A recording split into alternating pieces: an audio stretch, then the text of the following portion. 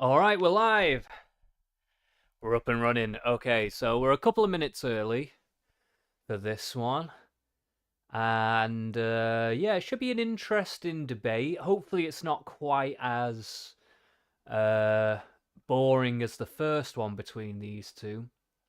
And I was trying to get a thumbnail done before this happened, but my vape ran out before this. I had to run to the shop, and it's just eaten into my time to make a thumbnail. But I will make a thumbnail after this once it's all finished.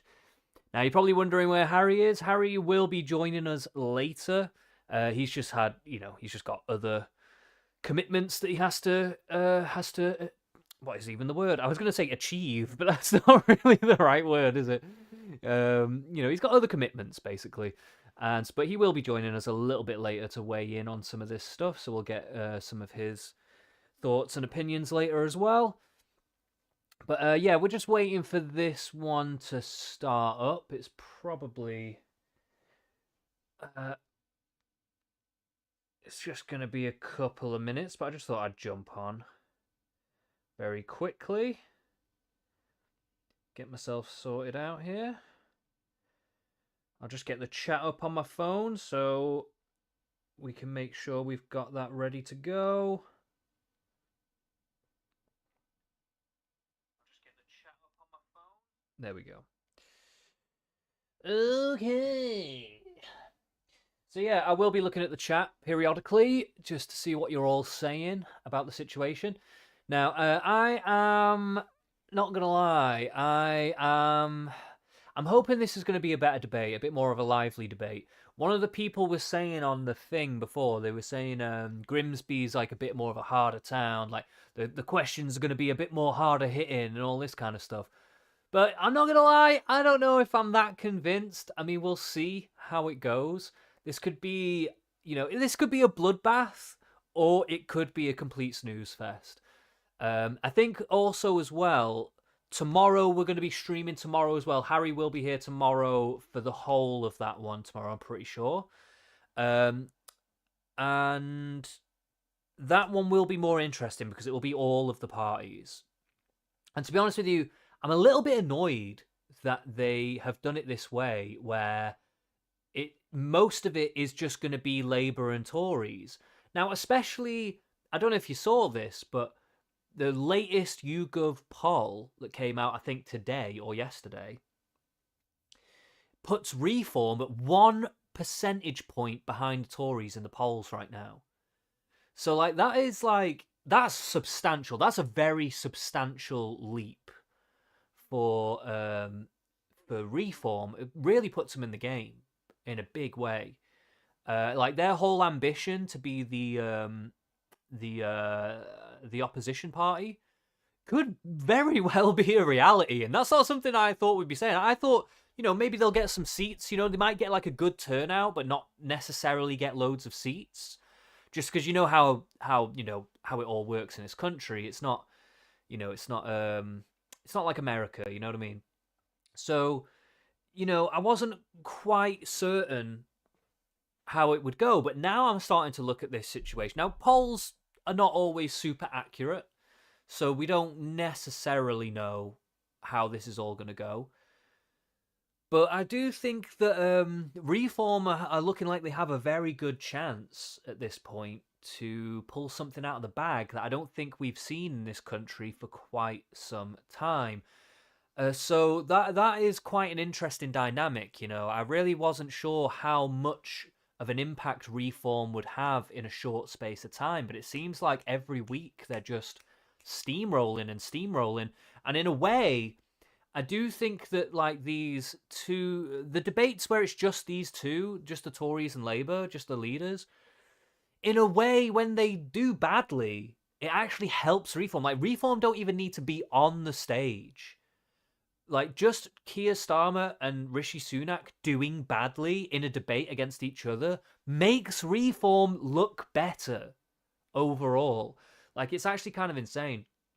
And at this point in time, considering the amount of influence Reform have gathered in such a short space. I mean, we're talking within a couple of weeks, right?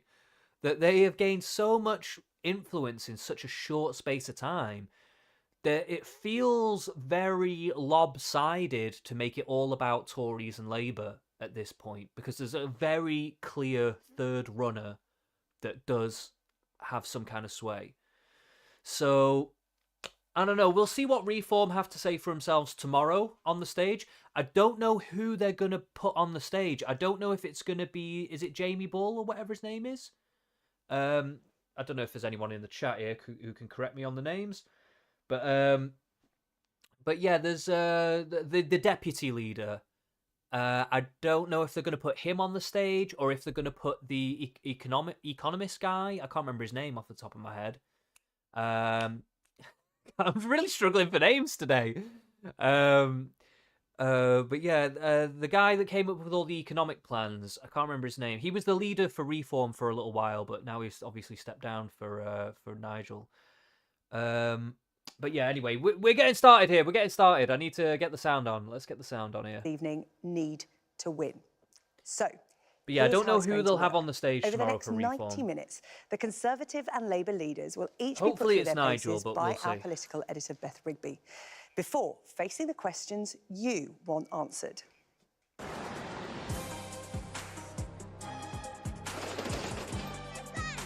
They had to get the dirtiest train sign, didn't The they? list is endless. Childcare, education, NHS. Want some change from what is there today. More provisions for the children with special educational needs. Pay attention to the voice of the people. They just need to get their stuff together a little bit. We just can't support all this immigration. And cost of living just getting worse and worse and escalating. Yeah, I mean, I will say Grimsby is a good example of a town that has been left behind by both Labour and the Tories. We can't afford to live. We can't. You can bet your bottom dollar this is a Labour council, and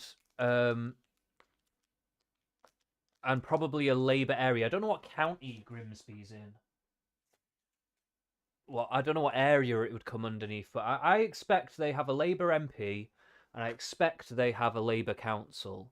I could be wrong on that. That is just my guess. But they have been left behind. They have not been served by Labour in a lot of respects. However, the Tories are also well known to divvy up their budget in a way where northern towns don't necessarily get a look in as well. So there's a little bit of back and forwards there. Like, you know, you can't really point the finger at any one party exactly, because they're both failing people, especially in the north and especially working class people. Afford to eat, and we can't afford to go into higher education. More job opportunities in the local area. People, I just need a bit more listening. By the way, guys, to. get likes, subscribes, all that good stuff. Get in the chat. I will be looking at the chat and interacting with the chat as we go. To decide who as well, so if should you do have go any first opinions, this do let us evening. know. And it is the Labour leader, Keir Starmer. This is the... God, she's got the crazy eyes. Have you seen those eyes? She has got the crazy eyes. Oh my battle God. for number 10. Maybe she's just a bit nervous.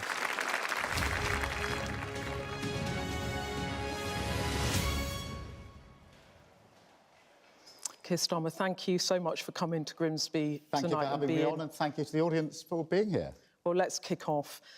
You told the country Jeremy Corbyn would make a great Prime Minister. You then expelled him from Labour. You campaigned for a second EU referendum. Now you don't talk about the EU. And you dumped all the left-wing policies pretty much you once loved. Your short political career is a catalogue, actually, of broken promises and changed positions. Wow, coming right out of the gate swinging on this one. Okay, they said Grimsby was going to be tough. They said this one was going to be tough, so I mean they're making good on that right now. It seems like so. Sorry, just got to sort this out. But yeah, that's they're not pulling any punches right now, are they? So how can the people in this room trust anything you say? When we lost the 2019 election, we lost very badly as a political party, including here in Grimsby, where people felt that they couldn't vote for the Labour Party. So Grimsby was one of those seats that fell. I concluded that I should listen to the electorate, and when you lose that badly, you don't look to the voters and say, what on earth do you think you were doing?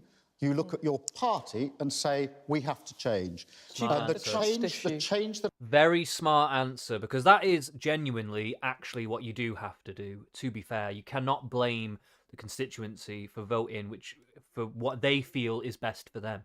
So, very, very smart answer. What I wanted to bring about, and I have brought about, is to change the Labour Party, to put it back in the service of working people.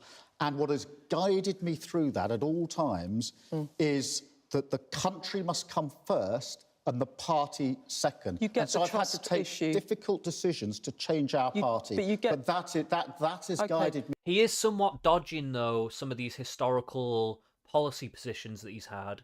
I'm assuming she's going to challenge him on this now. But he is kind of dodging that a little bit. He's just like... It's a smart answer, but it's also a little surface level. So we'll see if he gets through. But Saki, you get there's a trust issue here with voters. You accept that? No, because what I would say is this.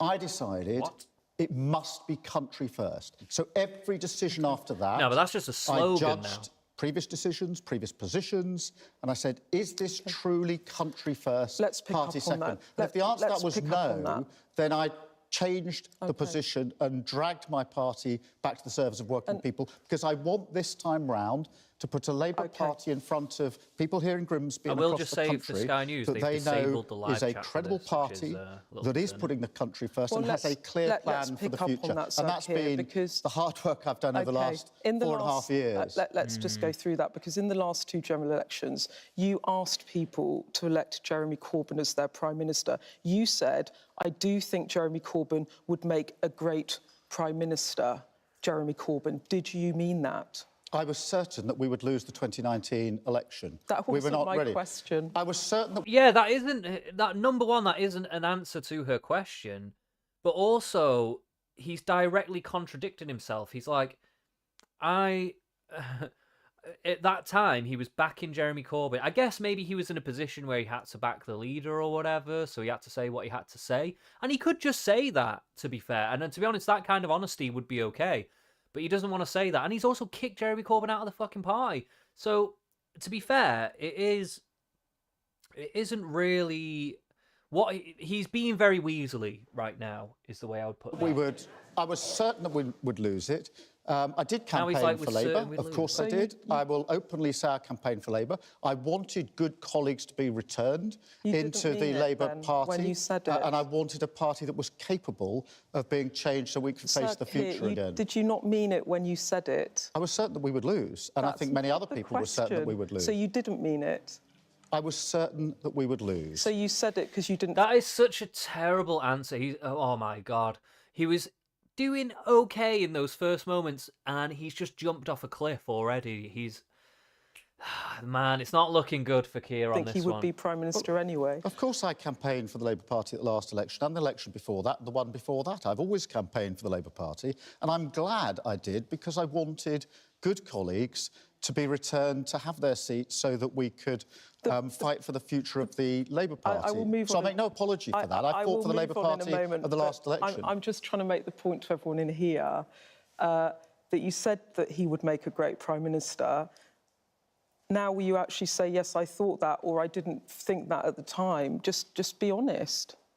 I honestly didn't think that we had a chance of winning that election. So you said it anyway. I wanted to campaign for our colleagues. This is not looking good, once we got the result that we did, which were the results that I expected that we might get, as I say, I decided I don't know, to step guys, up to lead the party, not something I had planned to do when I came into Parliament, and to change it. The first 5 minutes, and he's to put already it back in the floundering. service of working people. The reason and we will move on, it's a trust issue, right? Because her face says it all. It's like, Jesus, man.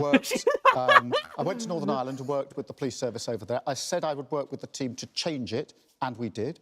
I then ran the Crown Prosecution Service. I was the Chief Prosecutor for 5 years. I said we would change the Crown Prosecution Service, make it better, particularly on violence against women and girls. I changed it. We did it. I said I would change the Labour Party 4.5 years ago. Most people said to me, you can't do it. I did. So I stand on my record. OK. So, OK, let's just go to your record, because I'm going to run you through your record, because people have to judge whether to vote for you. Your past political record, when you stood for election as leader, you did so on the basis of 10 pledges. They were very left-wing. A couple abolished tuition fees, common ownership of energy, water. Did you write these pledges, Sir Keir? Yes, and I put them before the membership of our party. Most of them... Right, so he wrote these himself, apparently. These are promises that he held, or views that he held, apparently strongly, in the last election, that apparently he doesn't hold anymore.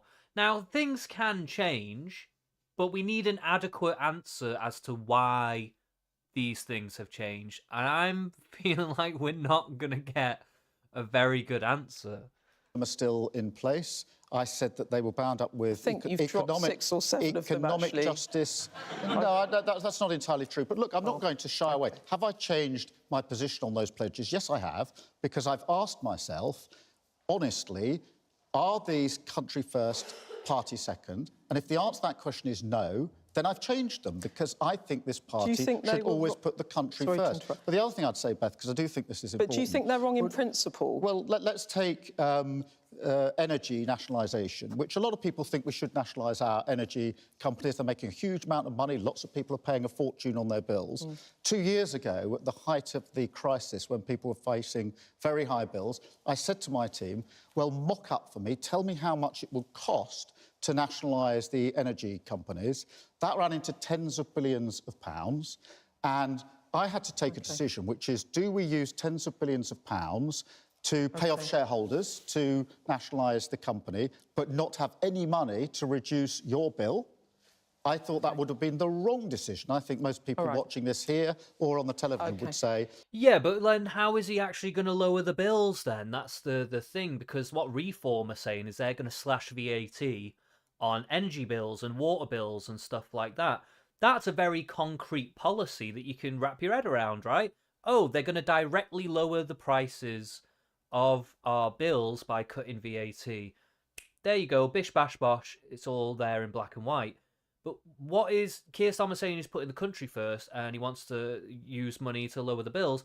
Well, how is he actually going to do that, though? Like, what is the policy there? For heaven's sake, Keir, if it's a choice between keeping my bills low or paying off shareholders tens of billions of pounds, there's only one choice you can make. And that's what I mean by country first, party second. I'd changed my mind. It was too expensive. I wanted to get the bills down. We need to get to the audience questions, so let me rattle through this bit, if you don't mind.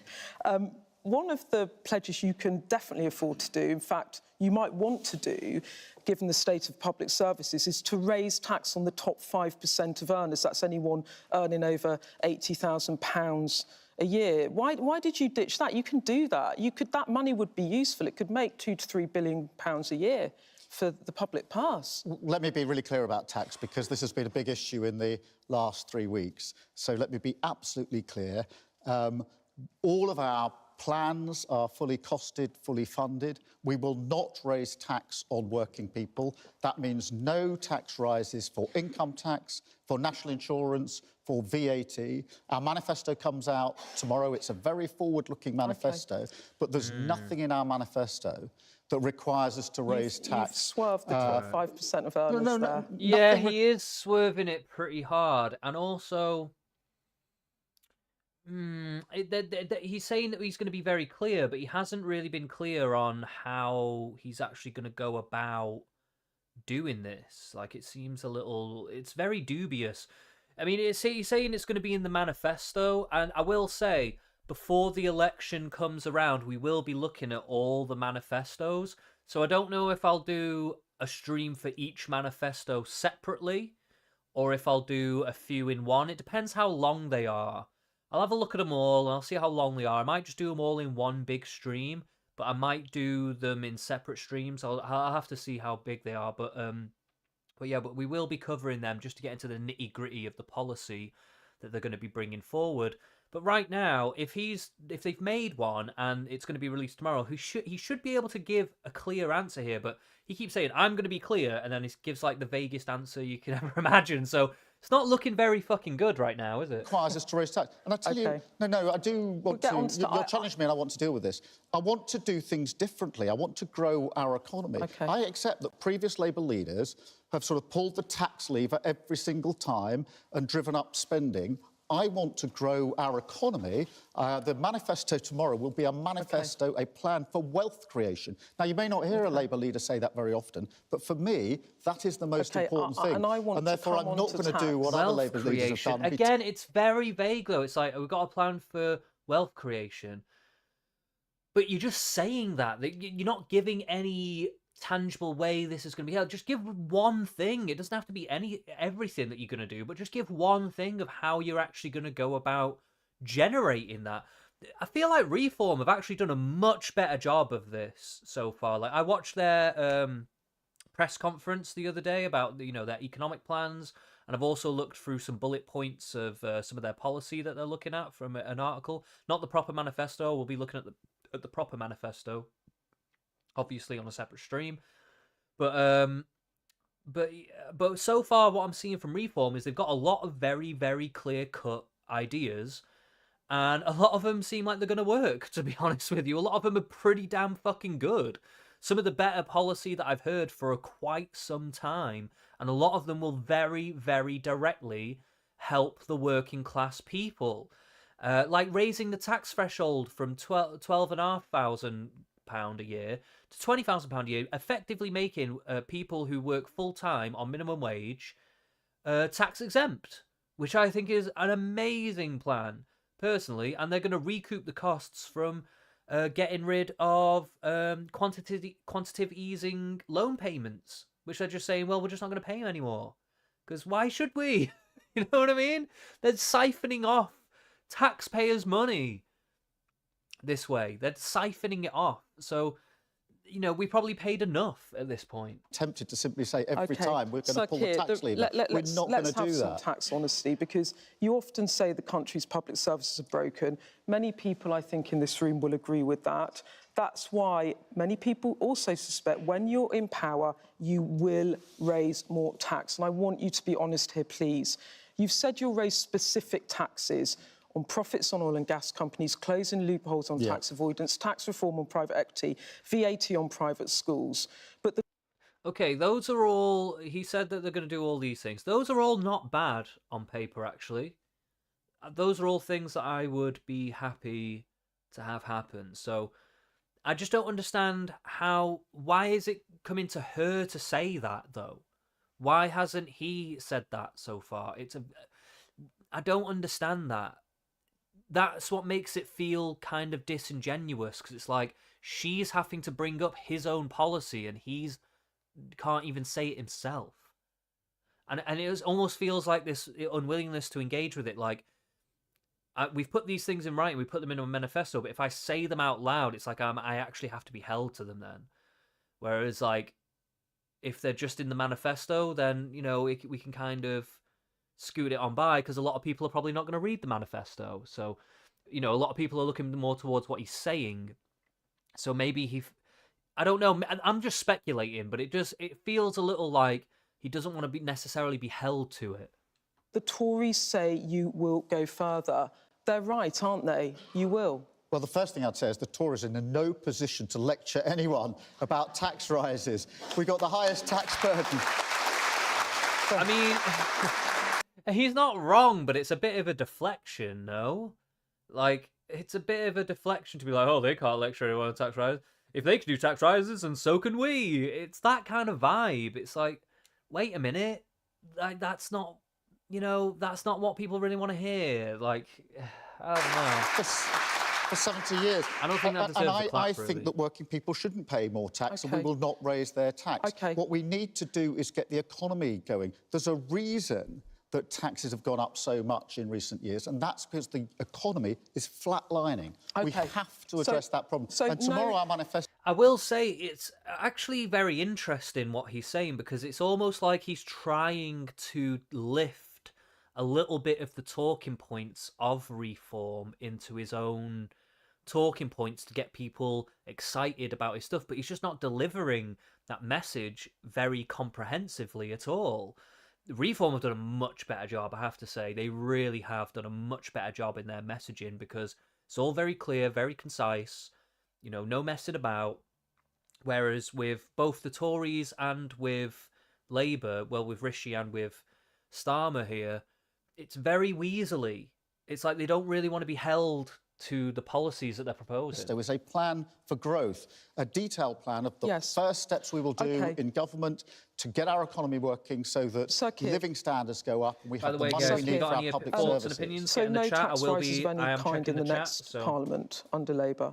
No tax rises for working people, and nothing in our manifesto requires tax rises over and above those that we have specifically set out. No tax rises in the next Parliament? No tax rises needed in the plans in our manifesto. In the plans? No tax rises for working people. That's income tax, national insurance, so you're and VAT. not ruling out.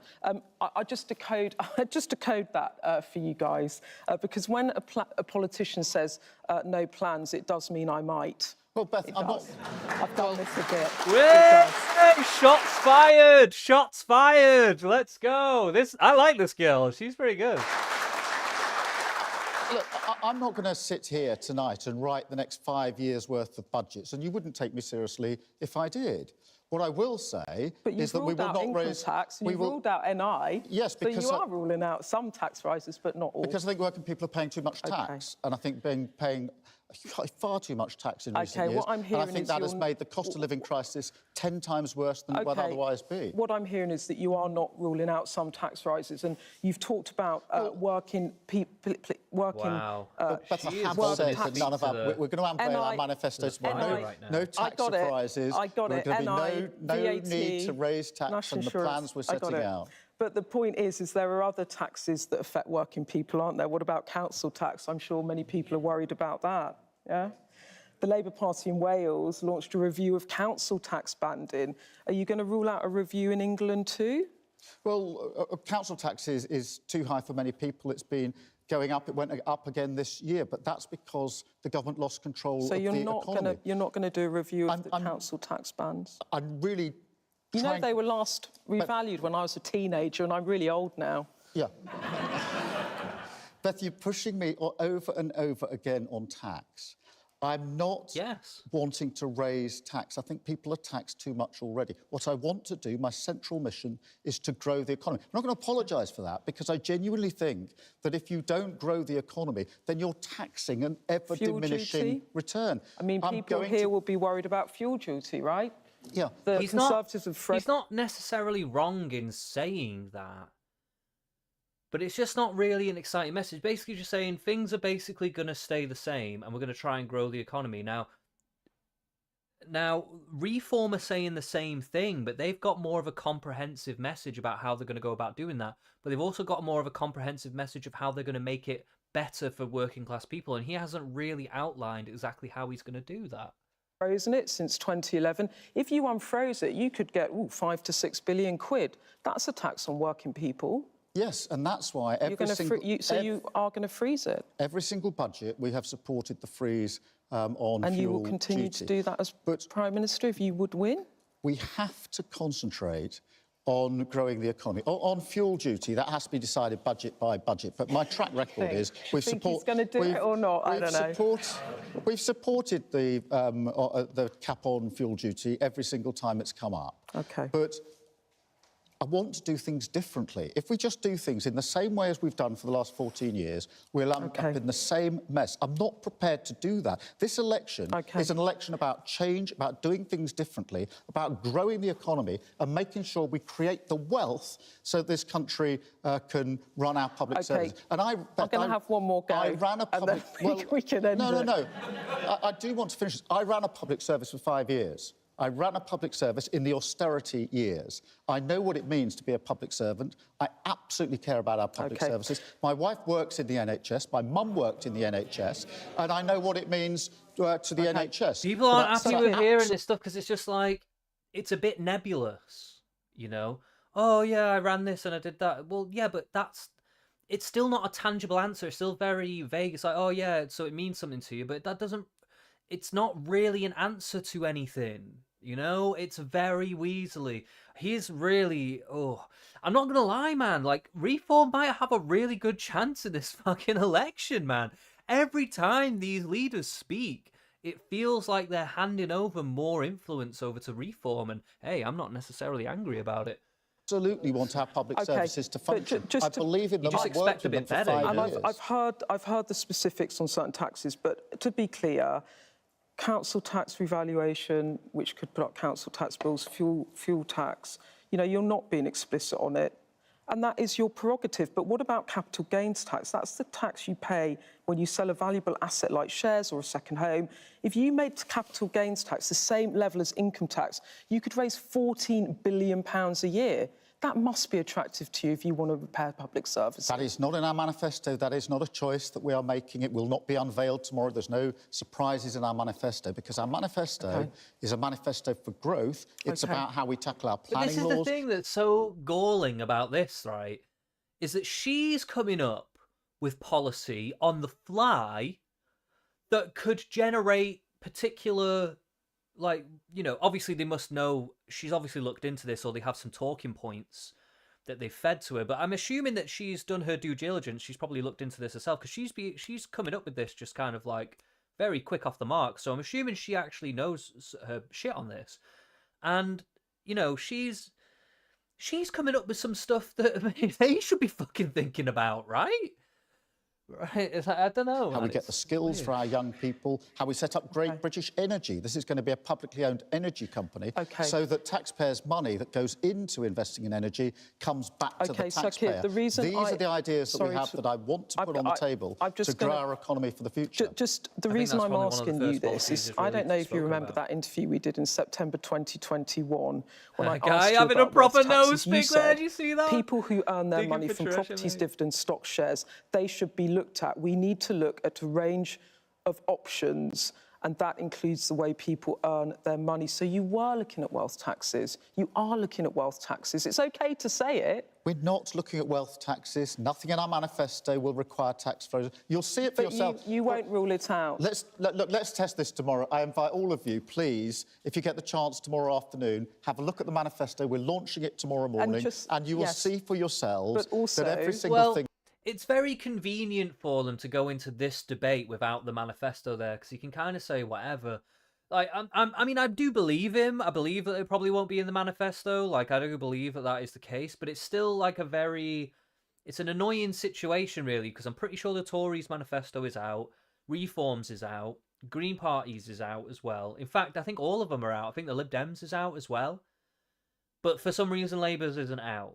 You know, and it just feels very convenient to be able to come into this debate without having necessarily a solid manifesto behind you right now that you can actually be quizzed on properly. You know, it's a little, I don't know, it seems a little snaky. It's fully costed, fully funded, and they do that false tax. So we're going round and round in circles. Well, That's the you all document know that we're going too to that launch tomorrow. if it's not ruled out in the manifesto, it's on the table. So let's just carry on. What about you? Personally, you earned £128,000 in tax last year. You paid £44,000 in income tax. That puts you in the top 2 to 3% of earners. Would you personally be happy to pay more tax? Yes, of course. OK. I've always paid my tax in full. But, you know, and I accept I earn a lot of money in the job I am now in. But when I grew up, my dad was a tool maker. He worked in a factory. It's true. My mum was a nurse, and actually we couldn't make ends. The audience are actually laughing at him. They're laughing at him, man. Like, when he brings up his, these talking points aren't going to work. Like, I think one of the biggest problems British politicians have in the main parties is that they all feel like they have to have this kind of script, right? Like, I don't hear it. In fact, I don't know if he's ever done this, but I've never really heard Nigel being like, "Oh, I really need to empathize. I came from a certain lifestyle, just like you. I'm just like you guys. You know, I'm just like you." He doesn't need to do that because he knows he's not necessarily the same. He's not trying to pretend. Like, he knows he's wealthy. He knows he comes from a good background and stuff. But he also knows that he can be personable to the people and tap into what they care about in a much more intuitive way. And a lot of these politicians, like Keir Starmer, Rishi Sunak, and all these others, they really struggle to do that. And I think it's because they've all been fed these lines from, like, PR consultants on, like, how to appeal, rather than just being natural. It's like, you know, Nigel doesn't need a PR consultant because he's savvy enough and personable enough to do that himself naturally. Whereas these guys need PR consultants to try to appear normal. And it's just, it doesn't work. This is why people are fucking laughing at him, because it's ridiculous. Meet, which actually isn't a laughing matter. We couldn't make ends meet. We couldn't pay our bills. I know what it feels like to feel anxious about the next bill which you can't pay. And a lot of what I recognise is a lot of people today are in precisely the same position as I was in. And politics is about your policies, of course it is, but it's also about who do you have in your mind's eye when you make your decisions? Who are you thinking about when you make your decisions? I'm thinking about the people who are struggling with their bills. I'm thinking about working people who deserve a better Britain. I'm thinking about working people who want their living standards to go up. And our plan for the country, which we will set out tomorrow, is a confident, hopeful manifesto for change. But I'm nearly finished. Because I want to come on to something that matters to working people, and that's child benefits. At the moment, just to remind you all, if you probably know, there's a 2-child benefit cap for families, some of whom have more children than that. This is hitting some of the poorest and most vulnerable in Britain. The Resolution Foundation think tank says families cannot claim about £3,200 per extra child a year. Dozens of organisations, from the Trade Union Congress to the Church of England to the former Prime Minister, Gordon Brown, have called for it to go. Will you scrap it? Is that in your manifesto tomorrow? No, it isn't. And it's been a really difficult decision for all the reasons you outlined, because the last Labour government had a laser focus on dealing with child poverty and did a huge amount of good work, including Sure Start and the programmes that were set up. It costs £1.3 billion. All of those wealth taxes I was talking about, or the 5% on top earners, you could do that, and you could do that policy £1.3 billion a year. Huge damage has been done to our economy under this government. Huge damage. And if we are able to come into government and form a government, we're probably going to inherit a broken economy, a broken NHS, broken public services, in fact, broken everything. And I'm not going to make promises that I can't keep. So I'm doing actually a difficult thing, which is saying to the electorate, saying to you now, I can't do something which I know the benefits of it. We need to deal with child poverty, and we will have a strategy for child poverty. But I think people are fed up with politicians who, before the election, say we'll do everything, and then after the election they don't deliver. So I've taken a decision, which is before the election. I'm going to tell you what we can't do, even though some of these things are good things to do. Sir Keir, I'm going to interrupt now because I'm nearly out of time. Right, so he's not necessarily going to change that. He's saying why he's not going to change it, and I think that's fair enough from like a kind of practical perspective. But again, like, you don't even need to tackle that. Like, Reform have dodged all that by just saying, well, we're going to raise the tax threshold for people who, you're not going to pay tax until you earn 20 grand a year. Who needs child tax credits if that's the case? You know what I mean? Like, you're kind of dodging all that by just making people's money go further. They're thinking outside the box of how to tackle these issues, whereas it seems like everyone else is trying to still stay within the lines of this kind of Keynesian economics of a bygone era, which doesn't necessarily work anymore. So it's just like, you know, there just needs to be new ideas on the table, and they're not really bringing them. It would lift 1 million kids out of poverty, and just to be clear, you're choosing not to do it. It's a difficult choice. We will have an anti-child poverty strategy, of course we will. The last Labour government did. We will have one. But the easiest thing in the world, it's what Rishi Sunak is doing, is to simply say you can have everything. Unfunded commitments, unfunded promises. That's what got us into this problem in the first place. And working people are paying the price with higher bills, their mortgages. I'm not prepared to have a Labour government ever make that mistake again.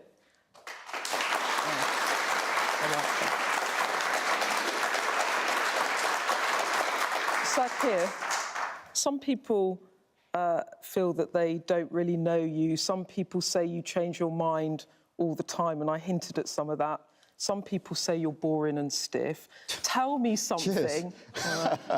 Tell me something, a morsel about yourself that will change people's minds. Well, look, all my life, I've believed in service. That is why I worked in Northern Ireland with the police service of Northern Ireland to ensure it had the confidence of both communities. I thought that was a really important thing. That's why I worked and headed up the Crown Prosecution Service, public service. That's why I came into politics when I finished as Director of Public Prosecutions and wondered what to do next. My wife was ringing adverts in the papers about, you know, well-paid lawyers' jobs, and I said, no, I want to serve my country, which is why at a late stage, actually, I came into politics to serve my country. Was Vic, your wife, not keen for you to do this? No, she wasn't at all. She what thought does she think it'd be about far the better to prospect of continue being a lawyer on a reasonable salary and not have all of the you know, challenges that you get as a politician. But I was clear in my mind. I wanted to come into politics because I wanted to serve my country. And I've waited 9 years now in opposition. I've worked 4.5 years to put my party back in a position where I can put it before you and others, the voters, as the only party that's got a plan for the future. If you become Prime Minister in 3 weeks' time, what do you fear the most? Oh, the only real fear, I suppose, I have is for my family. I've got a boy who is just turning 16. He's 15 and 3/4. I've got a girl who's 13. These are really difficult ages for children. If they're under 5, it would probably be easier. If they were 20 or over, it'd be easier. And my only fear, really, is the impact it's going to have on them. That's why we never name them in public, never have a photo shoot with them. I want them to be able to walk to school and... That's all well and good, and I actually do believe him, that is something, but that's not really the question, is it? It's not really how it's going to impact you in your personal life. They're talking about challenges that you might face as the leader of the country. What are you afraid of? Are you afraid that your plans might not work? Are you afraid that you might not be able to fulfill certain promises? Are you afraid that reform might become your opposition and you're going to have to deal with them on a more permanent basis? Like, you know, what he's going into a diatribe about how his kids might be affected because people all know that he's the leader and they might not like him or something. It's not a good answer, man. That is just not a good answer. That's not what people want to hear right now. Have their own lives unaffected as much as I can by what I'm doing. And that, I don't fear the big decisions. In fact, I relish the chance to change our country. And on the first day, I want to start on our first steps. I want you to see the change that we can bring about. But my only fear is actually, and the only thing that sort of keeps me up at night is worrying about my children. Any doubt that you're up to the job? No, not at all. I've led different organisations, I've changed them, and I want the opportunity to change the country. We got a heckler. Still not, after 15, 20 minutes, got on to the future and this growth process that you're going to go through. Well, thank you for raising that, because we've got... What we've done is we've set out the big change that we want to make, but also what the first steps will be that we can do on day one. So the I wish we could hear that properly. I couldn't hear what that guy said, but I think it's funny though that we got a heckler already. People are getting, I think, a little agitated already in this audience, it seems like, with these kind of evasive answers that are really not fully going anywhere, it seems like. I want to start on our first step, stabilising the economy to make sure we never go through a cost of living crisis like this before. Set up Great British Energy so we can keep your bills down. I want to start on the 40,000 appointments each and every week that we need to get the waiting list down in our NHS. We will be doing that the morning after the election, and that is what I look forward to most. Well, I do mean to interrupt. We've got to get to the audience questions. Thank you, sir. Thank you so much for coming and doing that with us. And now you've got some harder questions from this lot. I'm looking forward to it. Is that how it's going to be? It's going to be interview and then some questions for them, and they're going to do this separately? And they're not even going to be on the same stage together at the same time? I don't know if I like that, to be honest. I mean, I will say they are holding his feet to the flames pretty hard right now. This interviewer, she's been very good. She's probably been the best so far. Actually, she's really been given some tough questions here, so I do appreciate that. But it's not this format is a little strange to me. The way that they've gone about doing these various debates has been a little strange. I kind of wish it was a little bit more like the American ones. I'm not gonna lie. I know the American ones can be a little bit of a circus, but at least you really get to see them in the muck, in the mire, quick on their feet. What are they really going to say? Everything feels like it's a little bit... This one, not so much, but a little bit of kids' gloves. And even though this one's been a bit harder in terms of the questions, like she has really given some hardball questions, the way the format is set out is almost to make it easier. Like, he hasn't got to contend with any other people on the stage reacting to what he's saying or anything like that, you know? So in one way, they've made it a little more difficult, but in other ways, they've also kind of made it easier as well. So, yeah, everything seems a little bit set up to kind of softball them in one way or another, and I really don't like that. The American ones do make it very difficult for the politicians, and I do think we need a little bit more of that.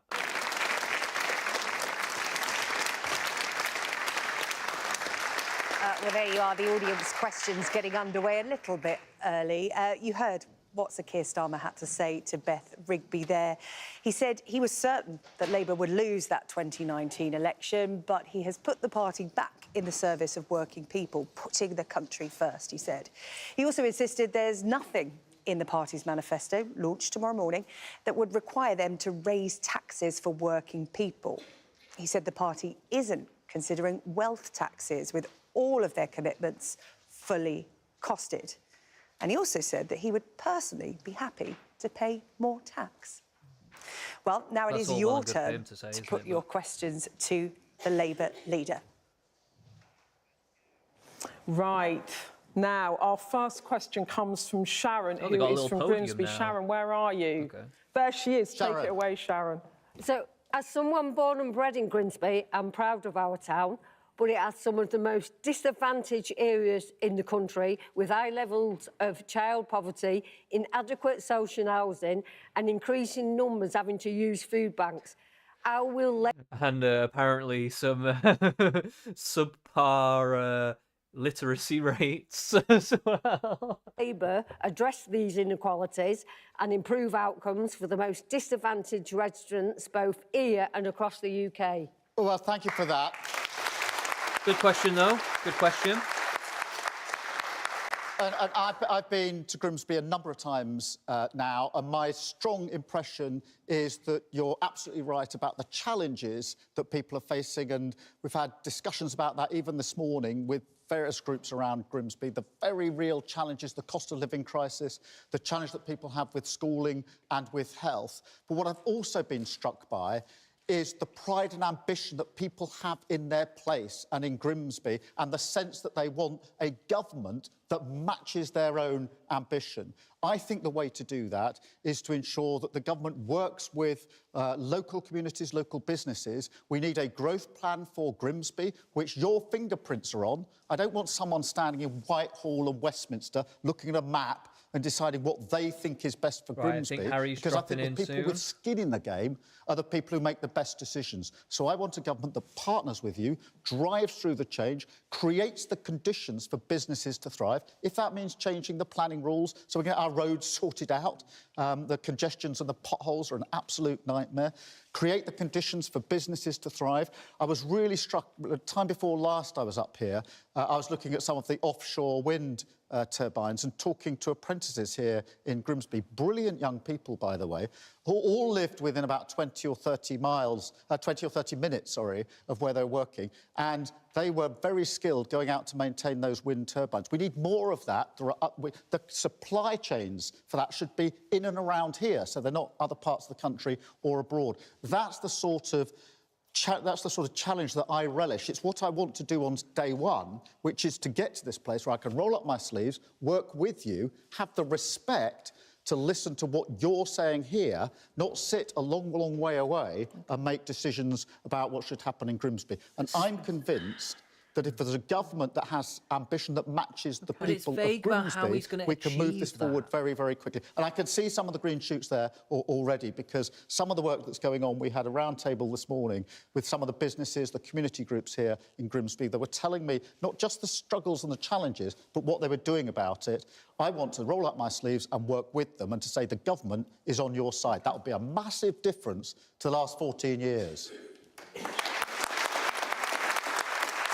Honestly, that is very vague, though. It's very, very vague what he just said there. Like, we're going to roll up our sleeves, we're going to work with you, we're going to do this.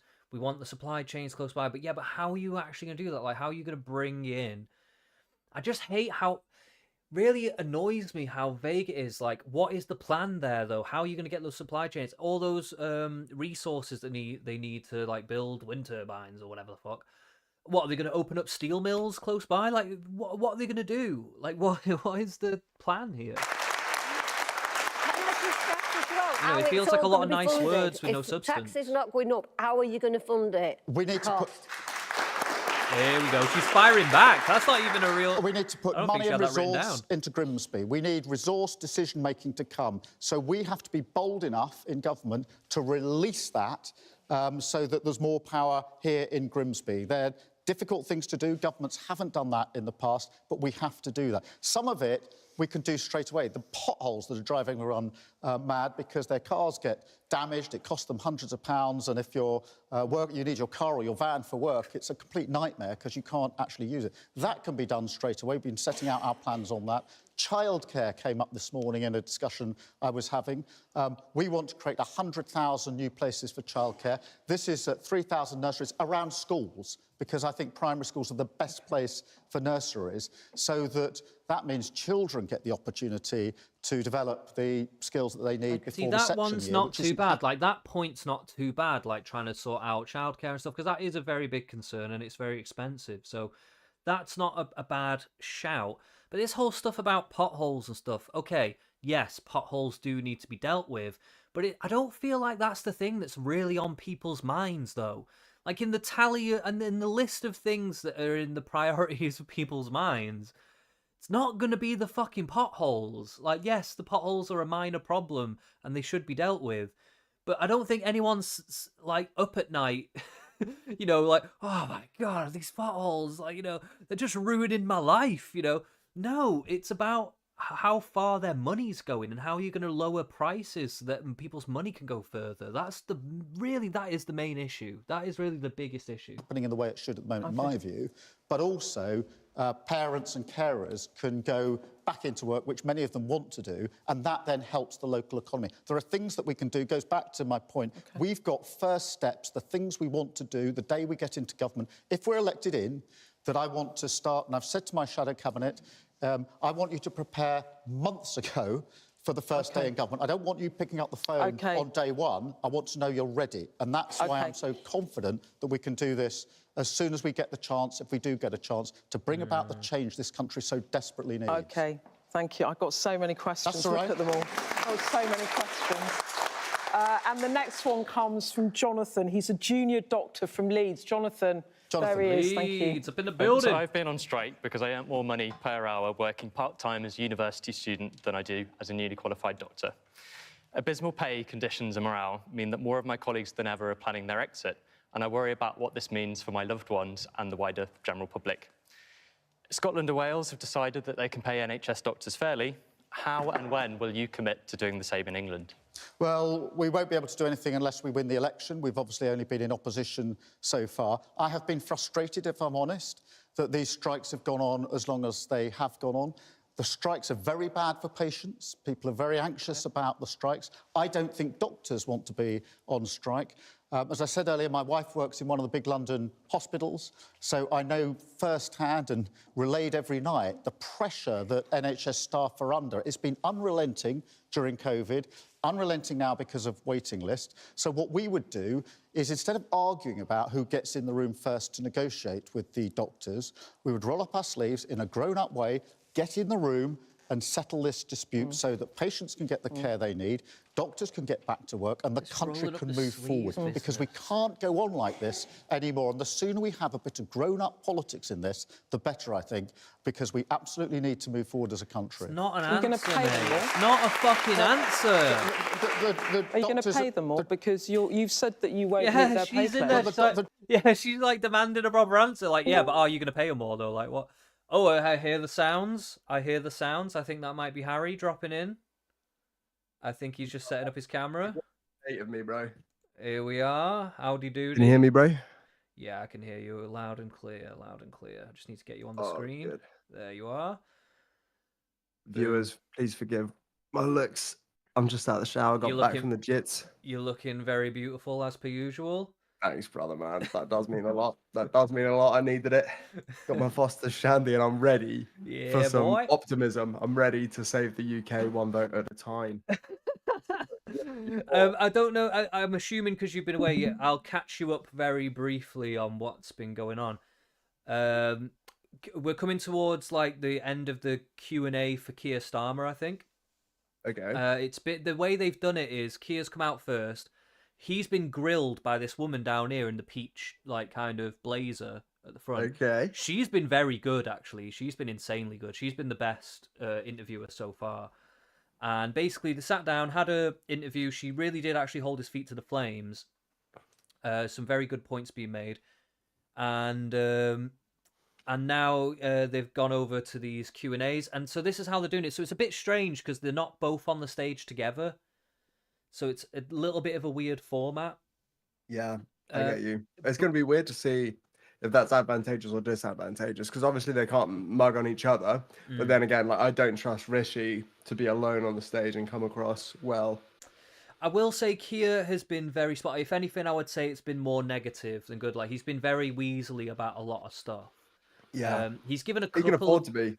Yeah, I suppose. I mean, it's looking like it's a shoe-in for Labour, but Reform, the newest YouGov poll, has put Reform 1% behind the Tories right now in the polls. Bruh, that's sick. Yeah, it's insane. So, but yeah, no, if I was him and I knew I was getting in, and they were like, "What are you gonna do?" I'd be like, "You'll find out, bitch. Nothing you. I ain't promising nothing." That has kind of been the gist of what has been going on, though. Like, it has been it's been fairly vague in terms of like what his actual plan is, and it does have that energy about it where it's a bit like he doesn't necessarily want to be held to any particular thing that he says, which is a little concerning in a lot of respects. But the thing is, like, Labour right now has a very wide pool of people voting for them. There are people. I mean, I heard whilst I was watching Vorsh the other day. I hadn't heard this yet. Him calling him, I think it was Kid Starmer. Kid Starver. Sorry, they were calling him. I was like, I haven't heard that one before. But he's got to please such a wide net of people. He's better off just keeping it stum.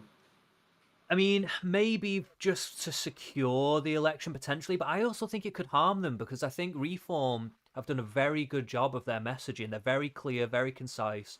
Like Keir Starmer will do this stuff where he goes, "I'm going to be very clear," and then he says something really vague. Yeah. Whereas Reform don't say we're going to be clear; they just say something clear. Has Nigel been up? No, they're not on this one. Okay. It's just Keir and Rishi, bullshit. Yeah, but let's have a little look. See then. Yeah, all right. Let's carry on. Doctors say they want 35%, and I've had to say we don't. Oh, sorry. Just to keep you up to speed with this question, the question that was just asked was about NHS and about doctors and if they're going to do pay rises and stuff. How will you resolve the junior doctors dispute? And the strikes? Yeah. And this lad in the finger said, "Are you gonna resolve these strikes and are you gonna pay people higher?" And his answer was just like, "Well, we're going to roll up our sleeves and we're going to get in the room and we're going to deal with these strikes. And we're gonna get around the table. We're gonna find a solution." Yeah, that's very clever. But nothing. That's what I would do as well. Nothing concrete though. Nothing concrete. So yeah, absolutely. We want a path to pay restoration. No, I get that, but I want to be straight about this. Terms, and we're looking to make that. The 35% thing is not pay progression conditions, and all of that can be negotiated. On the 35%, I don't think we can afford that as a country because of the damage that's been done to the economy. I don't want to pretend to you that we can. I'll sit down in a room and negotiate and find a way through this, just as has happened in other countries, because it's intolerable that we go on. But I'm not going to start with the proposition that we simply accept whatever the other side is asking for. That's not how negotiations go. And you wouldn't respect a government if it operated in that way. And other people in other walks of life have got constraints and pressures on their lives that have to be balanced. You wouldn't respect us if we just gave you 35%. All that's happened this year, and it's so frustrating, is the government say we want a deal, but we won't go into the room first. It's for the doctors never wanted a deal. Well, I think you may be right. And the fact they've left this to the election without fixing it and just booted it the other side of the election, I think is disgraceful. It doesn't do you any good. It doesn't do patients any good, and it doesn't do the country any good. But we've had a government that's chaotic, that's divided, has has broken just about everything they've touched. I don't know a period in history, and you will all think about this, where almost everything is now in a worse state than when they started in government. And this is not about Labour or Tory. If you leave your country in a worse state than when you came into government, you should be booted out. OK. I mean, kind of a good answer in just an optical sense. Yeah, you just got to say Tory's bad. Yeah, which is, you know, but I don't... You're not going to get anything interesting. I just don't think that's enough for people. I was saying this earlier before you came on, but in a lot of respects, not having Reform on the stage actually works in their favour, because the way Keir and Rishi conduct themselves, they don't need to even say anything. They already make themselves look bad. And these answers, although I know what you're saying from like a political standpoint, these are like the kind of boilerplate answers that you would give in a strategic way. But I don't think a lot of people are going to be satisfied with that, realistically. Like his answer that he just gave there, I think people can kind of see through that a little bit, you know? Yeah, you might well be right. But I think so, but I think you need good... The problem is, for Reform to do well, I think Nigel has to do exceedingly well. I don't think it can be a case of the Tories doing badly. I think for them, he'd need to be up there. I mean, it would be helpful. I mean, I wouldn't be against it. I think it would have been more helpful if they could have also been on the stage as well. But I still think, though, that like there's this element of people are recognizing that what they're hearing are not real answers, and I think people are just tired of that. I think people are tired of not having these clear-cut answers. They just want answers to the fucking questions. Yeah, they don't want to hear Tories bad all the time. We already know Tories are bad. Everybody hates the Tories. We don't need you to tell us that the Tories are bad. We know that. We want to hear what are you going to do. That no one's really going for hope, you know. Yeah. But yeah, actually, you know, I actually do think that the Reform are going for the only party with like a message of things are going to get better. Yeah. But yeah, I think you're dead right on that. Yeah, 100%. But then again, so I'm seeing people argue that 0 seats is so important. From you were talking about accelerationism and stuff. People who believe that are not even voting Reform, they're voting Labour just because it's so important that the Tories lose as hard as possible for the long-term picture. I'm not sure if I agree. I don't know if I agree. As in 0 seats for Reform? 0 seats for Tories. 0 seats for Which means voting Labour rather than for Reform. I see what you mean. And this goes back to something you said in the last one where you predicted there was a stomp for the Tories in the last one, and that there could be a swing back as a stomp for Labour this time round. And that there could be some truth to that, but I don't know if that's actually a winning strategy. And to be honest, I don't know. I'm thinking that getting a good bunch of votes in for Reform now, while they might have give us hope next time around, could bring a sweep for them next time. It could give them a foot in the door, you might say. Yeah, but they're the country that like things need to be a certain level of bad before they make that major change. If Reform keeps Labour sensible, then come 5 years' time, the country might not be in a place where they're like, we need something majorly different. True. Which would also be fine, I suppose. Yeah, I suppose. Yeah, I mean, it's not in the necessarily perspective the of worst these thing. people. Yeah, it's not necessarily the worst thing in terms of the country, but I don't know. I'm starting to think Reform might have more of a shot than I originally thought. Yeah, because a lot of the polling companies will say Tory, Labour, other, and then you'll have to like scroll down to Reform. So it's not there like as an easily accessible answer. And still it's an answer people are giving. Yeah. So yeah, True. It'll be interesting. So yeah, I don't know. Hard to say. I've got so many questions. I've got so many questions. The next one comes from Hussein from London. Where is he? There Hussein. you go, please. Yeah. Hi. So I'm an average working parent from London, and I send my daughter to a private school, which in turn saves the government about £7,500 per year. But by now having to pay 20% VAT, we would be priced out, and we would have to send our children to state school. It in fact beats the objective of collecting tax. Rather, it increases the influx in public schools. So private schools is not only for the rich. I mean, the rich would continue sending their children. It's us who would have to make the change. So And he's the talking ultimate about like losers- the lower middle class people who are kind of just about able to afford that kind of thing. They're going to get priced out. And it's hard to know how many people that would really mean. Like, That does seem like a small segment of people. I had an absolute blowout with my missus about private schools this week. It was wild.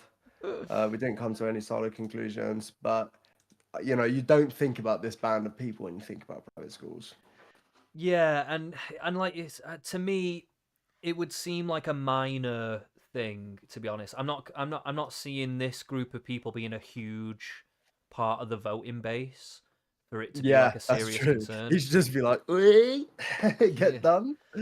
It's just like, yeah, okay, so some of them go to public schools. You get a couple of extra 1,000 kids in public schools. Like, I don't know if that's going to really tip the scales on anything that tangible. So yeah, no, 7,500 per child. I mean, that is a lot, but like with when you're counting in trillions, they'll be like, yeah, no, it's nothing. It's literally nothing. So I don't know. To me, it's not really a hard-pressed issue. I don't really know why this question has come up. I think it's just mainly just because of the policy that he's got about is it raising the VAT or whatever it is on. Yeah, I think it's taxing. It's just, I guess it's more just to try and challenge him on his policy, I suppose. But yeah, in all of this are the children who are meant to be our futures. Yeah. So would you reconsider taxing private education? Look, let me be really clear about what we're doing here. I have nothing against private schools. I absolutely recognise that many parents work hard and save hard to send their children to private schools because they have aspiration for their children. I equally accept that every parent has aspiration for their children, whether they go to private school or not. But I absolutely respectfully want to make your point because it is a concern. It's a concern to you and to other people. In our state secondary schools, we've got thousands of teachers missing in the subjects that we need. So in a state secondary school, let's take maths. Too many students, young people, children are being taught by maths by sports teachers, by supply teachers. They brought this up last time. And that's not acceptable. Yeah. And for those children in a state secondary school who don't have the teachers they need, that's not a one-year problem or a two-year budgeting problem. It's a lifelong problem because if they don't get the qualifications they need at 15 and 16, they can't go and do what they want. So we need to recruit. Yeah, he's kind of dodging that, really. He's kind of insinuating that, yeah, you'll probably just have to send them to state school then, won't you? And then we're going to deal with state schools so that they're up to par or something. That's kind of the implication of what he's saying here. Yeah, well, I suppose it would be the money tax from private schools that goes to state schools would be what I predict they'd say. Yeah, I think that's what he said last time. I guess that's kind of, I don't know if he's literally going to say that, but it seems to be something of the He'll imply implication here. Yeah. I guess. Recruit 6,500 teachers for our state secondary schools to make sure every child, wherever they come from, whatever their background, whichever school they go to, has the same opportunity. And I'll be pressed when I say going to recruit 6,500 teachers. Beth and others will say to me, where's the money for that? And I say we will get rid of the tax break for private schools and use that money directly to fund those teachers in our state secondary schools. There you go. That's a political choice. It's actually a tough choice. I do understand what you're saying. I don't think it will lead to lots of people going to state education. We have done some analysis on this, but it's a choice. I think every single child, whatever their background, wherever they're from, should have the chance and to genuinely believe that success belongs to them. Yeah, of course. But this would mean that you would tax the working parents who send their children to private school. Because the super rich will continue doing that. And it's only the working parents who will have to make a decision or pay the taxes. The position at the moment is there's a tax break. So you pay VAT on other services, but you don't pay it for private schools. Now, I understand why that's been in place, but it's a tax break that we are removing. It's not an introduction of a new tax. We're simply saying we need to find the money to properly fund our state secondary schools so that in maths, to take an example, it's not the only example, I want every child to have a maths teacher teaching them maths because it's the Prime Minister says he wants maths to the age of 18. Let's first get the right teachers for every single child up to 16, because at the moment they don't have it. And I genuinely worry, if you don't get maths at the right level in your GCSEs, it's really difficult to go on to A-levels. It's really difficult to go on to apprentices, and that child will be held back. Now, this is difficult stuff, but I'm not going to tolerate the fact that we haven't got the right teachers in our state secondary schools. That's the position we're in now. It's a disgrace in that position. I'm going to interrupt you because I've got so many audience questions and I'm going to be in trouble with them if I don't get through them, and you'll be gone and I'm the one in trouble. So I've got Kerry from Grimsby. Kerry? Yes, hi. Please. Hi. Good evening, Sir Keir. My NHS dentist practice went private and gave us a choice of either staying and paying private or finding a new practice. I've currently been on that waiting list for over a year with no idea of how long that waiting list is with my family. How would you fix this crisis and stop dentists from going to the greed of private? We need to make sure that... There's greedy dentists, this is a huge problem because we don't have enough NHS dentists for adults or for children, and some areas are deserts now where you simply can't get an NHS dentist. So we've got to fix this. The two things that we would do, three things, but the first is to make the money available for 700,000 urgent appointments in NHS dentistry, including 100,000 for children, which is desperately needed.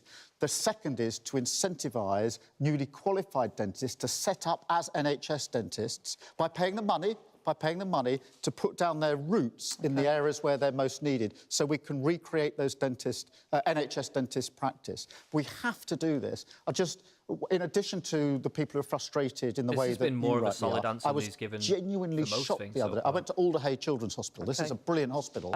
Do you know what, for 6 to 10-year-olds, the most common cause of admission to hospital is rotting teeth, to have their teeth taken out because they haven't seen a dentist? It's a disgrace in 2024 England and not Scotland and Wales. England. Scotland and Wales. Oh, yeah, those are the guys. That was quicker, at least. You were. Do you use a private dentist? Well, we're at an NHS dentist practice, but I'm private because I'm an adult and therefore don't get it on the NHS, but our kids get NHS. But you earn enough money to be private. Fucking hell. You're on about these waiting lists and you're taking up fucking space on them. Yeah, that's true. So yeah, weird. well, I mean, it's kind of yeah. But I don't. Dentistry. I'm so lucky in my area. Just all the dentists and GPs just seems to be working in the rural areas where everyone's a dentist. We should get the PE teachers to do dentistry as well. Hey, if they can teach maths, they can do a root canal. Yeah. And I believe in it. Okay.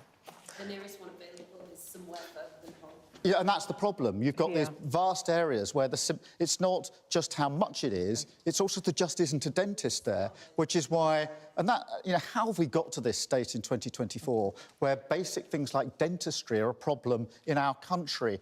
I mean, what on earth has happened to get us to this place? We've got to fix it. I look forward on the first day we get into government to starting on this job. I find all of that much more interesting than all the sort of talking about what you're going to do. I just want to get on with the job. The first day we get into government, bold. OK, next question is from Cayman, who's from Yorkshire. Cayman, where are you? Hello. Please go ahead. Hi.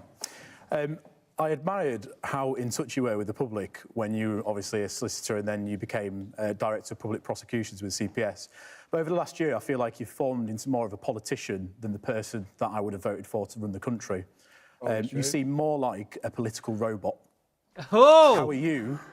How are you going to convince others like me to vote for you? Well, the most... yeah, cannot compute. Yeah, just blue screen. Yeah, literally. Dun, dun, dun, dun. Yeah. Like, it's a bit of a broad question, not a normal question you would really get. It's not policy or anything, but it's kind of the question that's on everybody's mind for most of these politicians, really. Isn't it? It's like, yeah, I'm actually interested to see how he's going to answer this, because it's like a very... It's a tough one. Yeah, it's a tough one. Look, all I can say, I went to run the Crown Prosecution Service. You referenced that. I was the Chief Prosecutor for 5 years. effectively bringing in every criminal prosecution in England, in Wales, including here in Grimsby, in our courts to make sure that where people broke the law, they were prosecuted and you were kept safer as a result of that. Working, of course, with my staff. It's interesting how in the I worked UK before that actually in Northern- plays well, whereas like Cop Marla Harris, like, is a huge thing. Well, I you know. think that's more the context of her being like very spotty and hypocritical in how she would go Yeah, about doing that.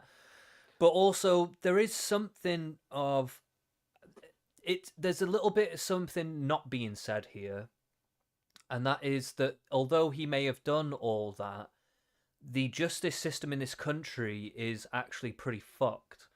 Like, you know, people are getting like a couple of years for like serious crimes. And so I think a lot of people really hate that. A lot of people are very outspoken about how shit our criminal justice system is.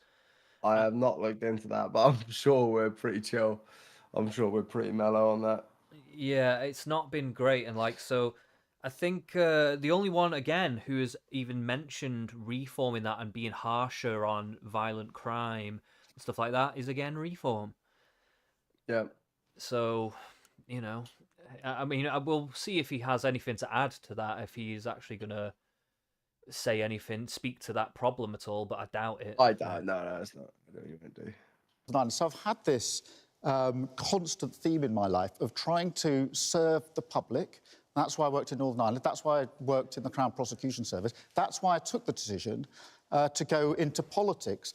I came into politics quite late in life. I'd done other things beforehand, but I took the decision that I couldn't take the issues, make the changes that I thought were necessary unless I went into politics. I was frustrated. Do you think you've changed? Well, I've been much clearer in my own mind that the country must come first and the party and party politics second. I'm really, you know, I don't apologise for that. I think that's really important. I think it probably is a result of coming into politics late because I'm not tribally political. I actually do believe there are good people who vote other than Labour who want their family, their community and their country to go forward. And that's why I've said, if we are to come into power, I want a decade of national renewal, and I want everybody who wants the country to improve to feel that there's a place for them, whether or not they traditionally voted Labour, because I actually genuinely think that the vast majority of people in this country are reasonable people, they're tolerant people who sort of live and let live, and if given the chance, would pull together to advance their community, to advance their family and to advance their country. And I don't think you need to be tribally Labour for that. I think you can actually pull the country It's interesting together. how he actually just gave, even though what he said, I really did like, you know, he was basically asked, are you more of like a politician now? Have you become less genuine? Doesn't answer that question, but gives a speech that is kind of at regular Tory voters saying, I don't think you're bad people, vote for Labour. It's just like, you know, there's irony there. Yeah, there's a little irony of him giving a very typical politician answer. Because like you say, I appreciate it too, in that he's not trying to alienate voter base, and to be fair, that is strategically what you should do. But like you say, the irony is that he's not really answering the question in typical politician fashion. Yeah. So yeah, I mean, are people going to pick up on that? I don't know. Like, it's hard to say how people are really taking this, but for me, it's not working personally. But I like it. I mean, like, I'm not going to be so mad if there's a Labour win really here. Yeah, but they're not winning me over though. Like, just from like from my own personal vote kind of a situation. Be a real moment for us. I'm going to have to, because I'm... Yeah, of course, that was a bit long. Apologies. Cayman, did he convince you, yes or no?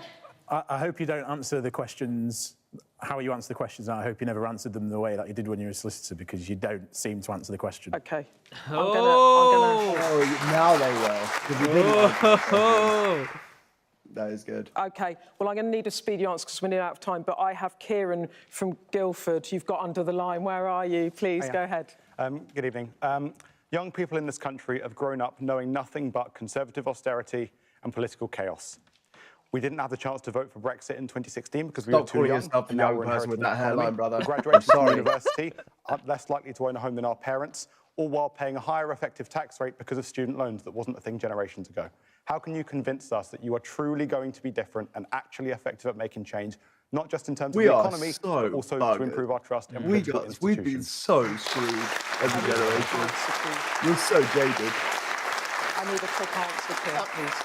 First, by absolutely being clear that I understand the challenges that you are setting out. And that's because I do something which I think is underrated in politics and leadership, which is to listen, to use these, to listen to the challenges that people are talking to people. I go around the country the whole time. The most important thing I say to everybody I meet, please tell me the change you want if we're able to come into government, and I will mull that over in my mind on the train or in the car on the way back, because you have the right to put your fingerprints on what comes next. But just to address the specific things, we need good quality, high-skilled jobs for the future for our young people. That's why I was so impressed, and, you know, when I saw those apprentices here in Hull who had skilled jobs that they were proud of doing with a future to them. We need to make sure that we're building enough houses so that young people can get on the housing ladder. At the moment, the idea that you have to be in your mid to late 30s before you get your own roof over your head is a sign of a broken system, because I know from growing up how important it is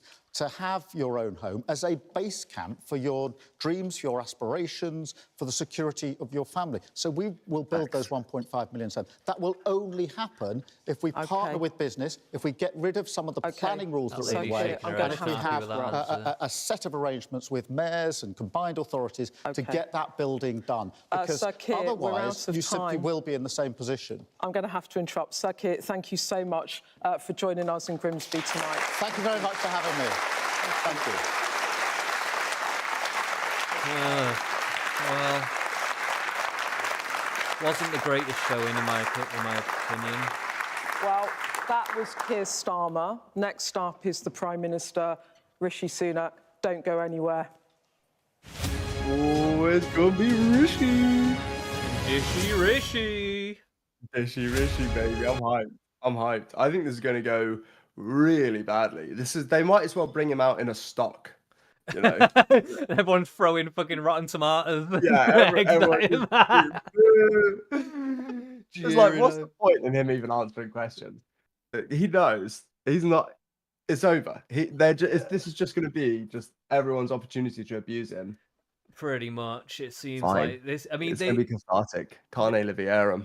Yeah, it's gonna be. Yeah, it's definitely gonna be a bit of a bloodbath with Rishi here.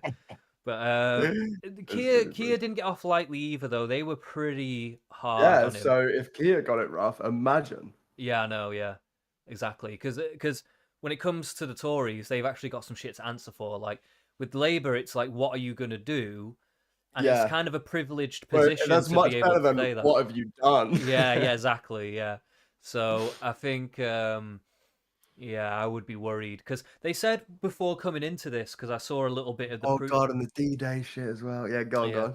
I saw a little bit of the preamble before this, and they were talking about how Grimsby is going to be like this. It's like this really difficult place. They're not going to be pulling any punches on the questions, and I will say they've actually held to that. I wasn't sure whether to believe that or not. Around in Grimsby as a politician, that's not what you want to do. Yeah, Sacha Baron Cohen made that Grimsby film, didn't he? Who? What was that? Oh yeah. That's the only reason I know what it is. Skip ahead for these adverts, bro. Oh, true. I am actually a little behind here. Yeah, we can skip forward. Here he is. The sheep. Here we go. Come on. Here we are. Oh, we're back, baby. Now, From Grimsby Town Rishi Hall, wouldn't have been able to we've watch heard this from the Labour leader. Sorry? As I've just seen this as Sky News. Wait. Have you heard about that? Rishi, I've seen this on Sky News, so Rishi, as a child, wouldn't have been able to watch this because he made a point this week. I don't know if you saw it. He was he was like, I never had Sky News when I was a kid. Oh, never had Sky TV, which must have been rough. Yeah, it must have been so hard, man. Now, no Cartoon it's the Network. Prime Minister's turn. Prime Minister, thank you so much for joining us tonight in Grimsby. Good evening, Beth. Thanks for having me. PM, polling day is 3 weeks tomorrow, but it's rough, isn't it? A poll out this week put the Conservatives on 18 points, just about neck and neck with Nigel Farage's reform. And your polling is now worse than in the dying days of the Liz Truss government. What's going so wrong? Well, I like that she's it going hasn't been down an on easy the 18 months in hand on the general. shoulder So angle. what I've done, though, is just keep going to try and do my best for people. And that's what I'm doing in this campaign. I'm excited to have the opportunity to talk to everyone, not just tonight, but across the campaign, out and about in the country, about our plans for the future, because I know we've been through a tough time. Of course we have, and I'm sure we'll talk about it. It's been tough for all of you here tonight, everyone watching. But I do believe we've turned a corner, and we've got a clear plan for the future to make a difference to people, to cut their taxes, to bring down immigration, to protect pensions. Those are all things that I think matter. I think those are things that people want, and so I'm going to keep fighting hard till the last day of this election. PM, Liz Truss never recovered from that disastrous mini-budget. Do you worry that your fateful decision to skip part of those D-Day commemorations could prove as terminal for you?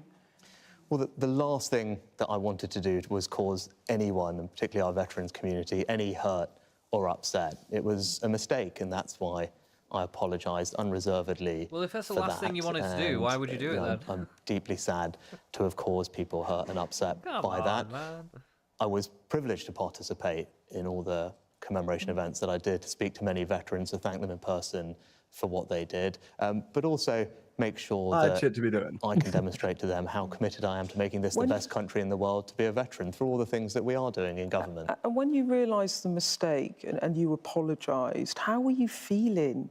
He is Did you looking feel somewhat really dishy, awful? though. How was it for you?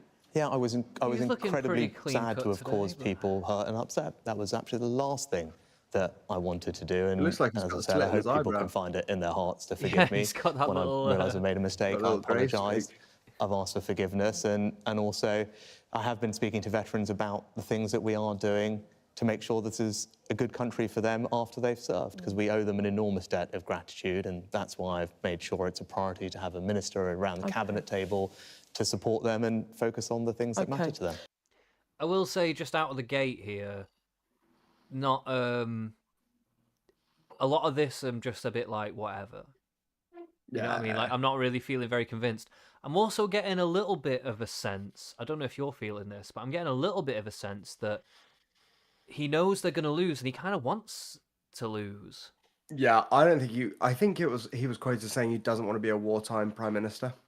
Right. I just don't think. I don't think that's what he's interested in. I don't think he's interested in winning, though. I think he's just interested in coming out like a Miliband, you know, where you're not despised.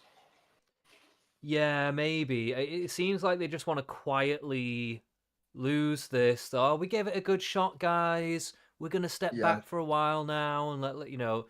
It's like he's not really trying that hard. You know what I mean? Like, I feel like anyone would have been able to see that D-Day thing was a mistake, like from a mile away. I feel like anyone would. If you're any see kind that. of good politician, you'd be like, right, what does the country think about D-Day? Well, I should probably stand there. You know? Yeah. Didn't Corbyn like get bollocked for putting his flowers down wrong or something? Yeah, that was years ago, wasn't it? Yeah, good memory by me. But it's like you've seen that, you know how etchy people get. Mm. You gotta deal with that. So yeah, I'm just not getting the impression that his heart's in it at all. Would yours be, mate? I would be so done if I was him. I'd be like, I'd be over this. It does seem that's the energy I'm getting. That's definitely the energy I'm getting. It just doesn't feel very convincing at all, like anything they're saying, really. OK. Prime Minister, let's go on to the Tory record. You say that you're the one who can deliver stability after all the turmoil, but for many voters, the Conservatives are the turmoil. In this Parliament, we've had 3 Prime Ministers, 5 Chancellors, 5 Home Secretaries, 6 Health Secretaries. How do we know that if you won the general election, you'd still be Prime Minister in a year's time? That was an incredibly good question. I'm not going to be Prime Minister. Leave me I alone. can appreciate people's frustrations. Of course, we haven't got everything right. I don't think any government does, and I know it's been very difficult for many people. But what I can do is work as hard as I can to deliver the stability that I said I would. And I've had this job for 18 months, and I think particularly on the economy, as I'm sure we'll get into, people can see that inflation is back to normal, the economy's growing, wages are rising, and that's why we're having this election now, to talk about the future. And yes, I've got a track record over the past 18 months, which I'm sure we'll talk about, but also I want to build on that and continue the progress we've made, whether it's cutting people's taxes, bringing down migration, or indeed protecting people's pensions. These are all things that now we're in a position to make more progress I'd like to come on to that, but many people do view Liz Truss's brief period in office as the symbol of that Tory chaos. Has her legacy cast a long shadow for you? Well, I think if people are thinking about that, they can think about what I did. And you and I spent some time that summer, you interviewed me, I did an event like this at the time, because I disagreed with her economic policies. And actually it wasn't easy for people to hear what I had to say, but I believed very deeply then in what I was saying. And I went around the country then talking about it, doing events like this. We did one similarly together as well, and you interviewed me. And that's who I am as a person, even though that wasn't an easy thing, even though back then, actually, it was difficult for me and I was behind. I was talking about what I believe was right for our country, and that's who I am as a person. And I was right about that, and that's why people can trust me now when it comes to what I say about the economy today. Well, look, let's get on to your pledges. Let's get on to you now.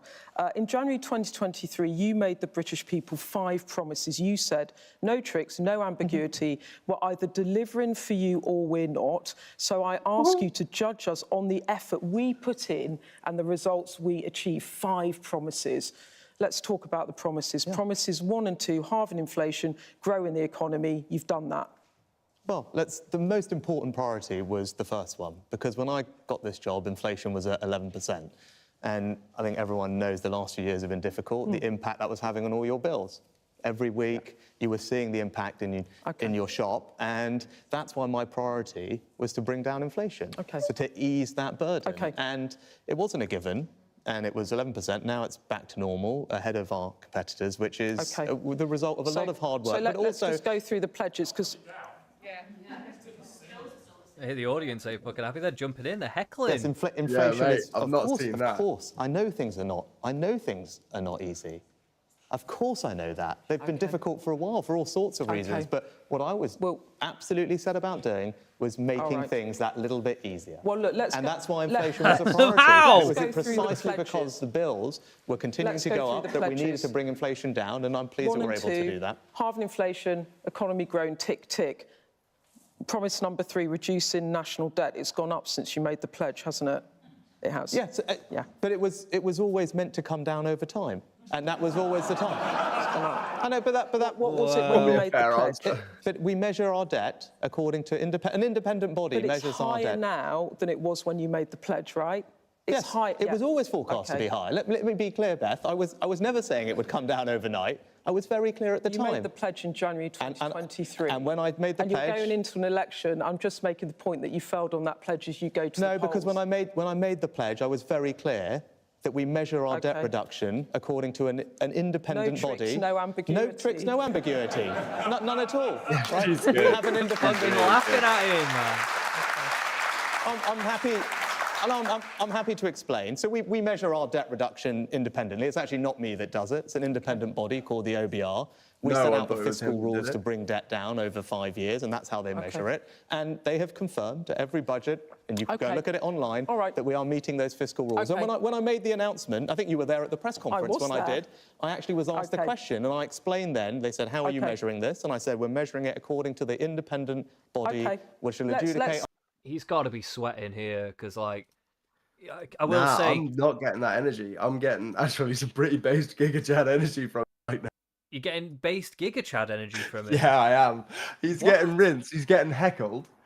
He's just like, no, I never said it was going to come down overnight. He probably didn't say it was going to come down overnight. Who would say that? He wouldn't say that. He's like, shut up. You don't know about anything. No, but that's what I'm getting from him. That's all well and good, but that is still not satisfying for people to, like, in the sense of there's no real plan to it. He's just saying, we're going to bring it down. We're going to bring it down eventually, somehow, in some weird, vague way. No, he's not saying that. He's on the out. He knows 100% he's on the out.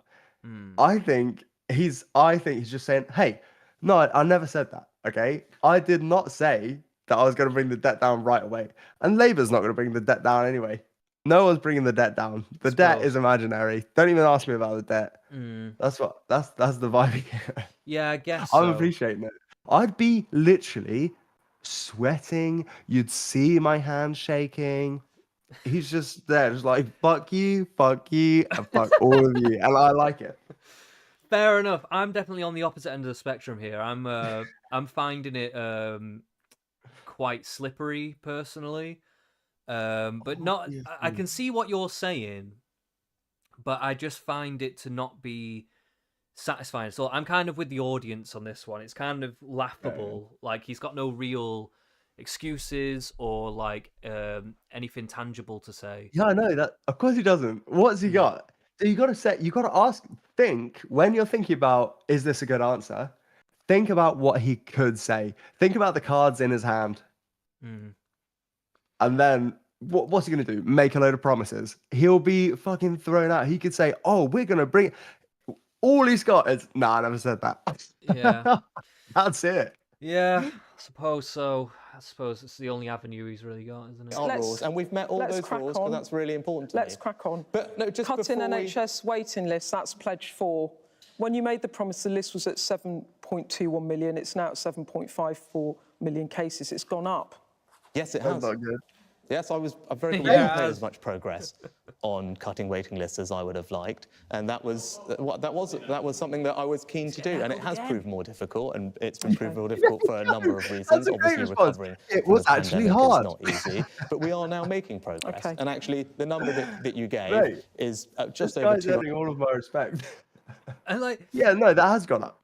yeah, that's good. Yeah, it was difficult. Because, Keir would argue with the numbers. He would be like, no, well, actually, some think tanks say this, and in this specific way, they've gone down, and all that sort of stuff. Yeah. Fuck that. He goes, yeah, they are up. It was really hard. And I like that, because I don't know how to bring them down. It would be hard. I mean, you're not wrong in that respect, but I guess what people are looking for is like at least give us something to hold on for the future. We're meant to be voting for you for the next government. No. It's 4 years' time, and Rishi Sunak will be a distant memory. No one's going to be talking about Rishi during the next election, and also Rishi's face will not be shown to you. No, I mean for this election. Oh, no. But like you say, I guess we've both kind of clocked onto the idea that they're not necessarily trying to win. So Yeah, no. I guess with that lens on it, it kind of makes sense that he is answering the way he is, to be fair. I don't think anyone watching, I don't know, because you got, I don't know. I suppose there is a specific audience of the type of people who would watch this one. This is the third debate. Yeah. It's the question and answer one. It's like, you're only going to get, I'd say 95% of people are going to watch clips, you know? Yeah. My advice would be, if you're in a rocky situation, don't make an interesting clip. Mm. No one can laugh at you for being like, yeah, that's gone up. Not very good. Yeah, There I suppose, yeah. You are making me see it from a different angle here. So yeah, I think I kind of agree with you. I guess it's just one of them where I guess I'm looking at it from the angle of I want to see every leader trying their best to win it and give that thing. So I guess because I'm looking at it from that perspective, that's why I'm not very satisfied. But realistically, like you're saying, and like I've alluded to, is that like it doesn't seem like they've really got their heart in it. So at this point, it is more about just managing the loss. Yeah, and his personal reputation. Yeah. He's got to go from this, and he's got to go work for some petroleum company. So you Yeah. can't have him be a toxic figure. So I would just say, I think that Britain in particular, we do have a habit of feeling sympathy for political failures, Like I can't help. I mean, it's unusual because I've never seen someone get so ragged around like Liz Truss.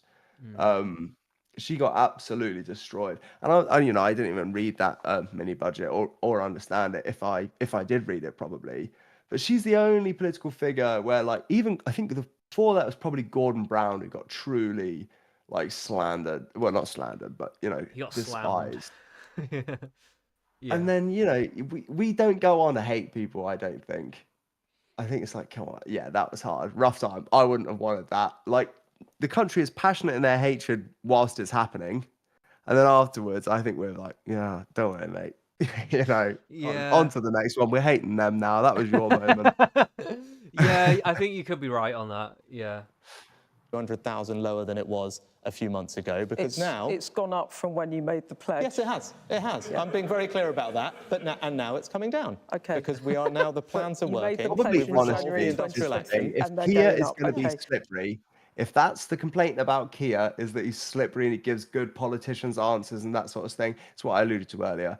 Rishi is at least being more straight talking, which is what people like about Nigel. No one that is deciding between, reform and Tory is going to like it if he starts, being a true politician, which is the reason why. He's probably channeling, a normal Nigel. Yeah, that didn't go that well. We'll work on that. Type of honesty, what the people are thinking, that type of thing. Because I'm just going to get furious if I was sat opposite him and he tries to deny shit.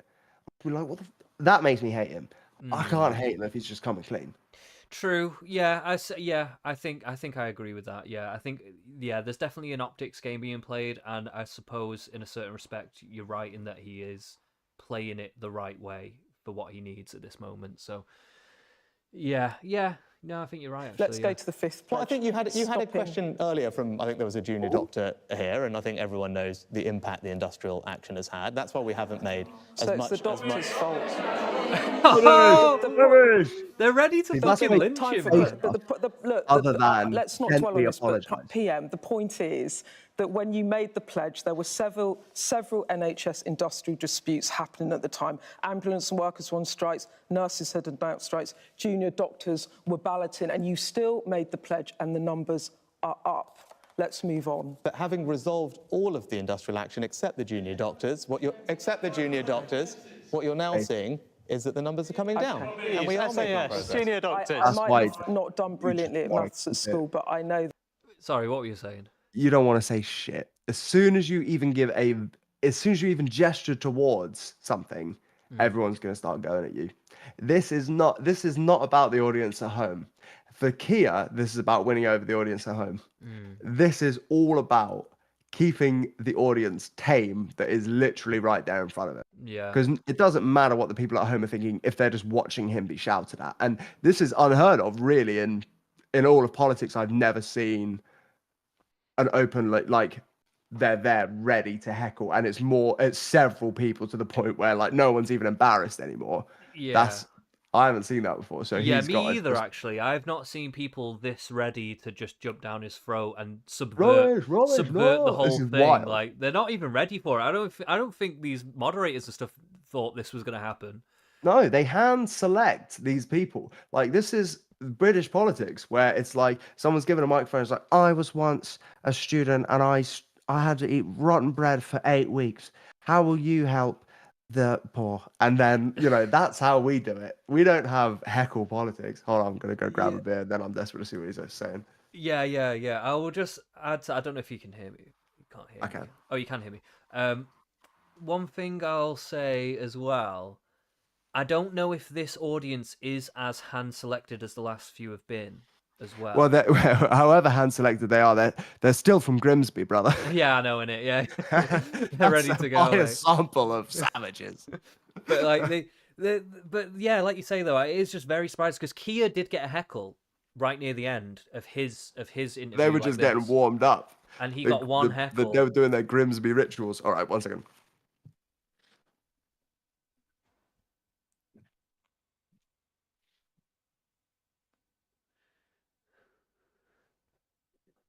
Right, guys, make sure you give a like and subscribe and all that good stuff if you like what you're seeing. We are going to be covering the debate tomorrow as well, live. So make sure you tune in for that one.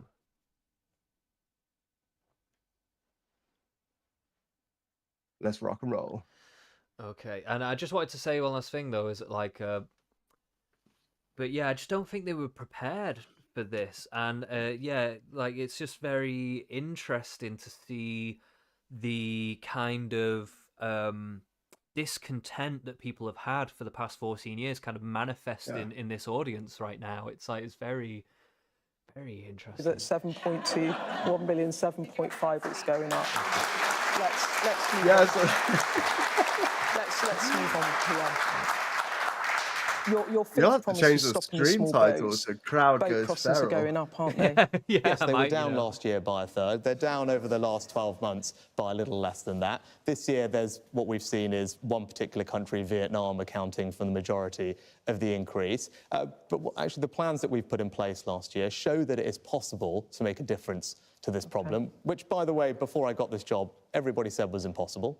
Everybody said it was impossible to get the numbers down at all, but we showed last year that that was possible. And now we have a clear plan to put a deterrent in place, and that means... And I will come on to Rwanda, but look, crossings have risen by 40% this year against last year to 11,247 people crossing on small boats this year. It's going to be a record year. You have failed to deliver on this pledge. Please acknowledge it. No, if you look at the sum total of the time that I've been Prime Minister, because you've picked one particular period, if you look at the sum total of the time that I've been Prime Minister, the numbers are down. The numbers were down on last year. The numbers in 2023 were down on 2022. It's because of the work that we've done.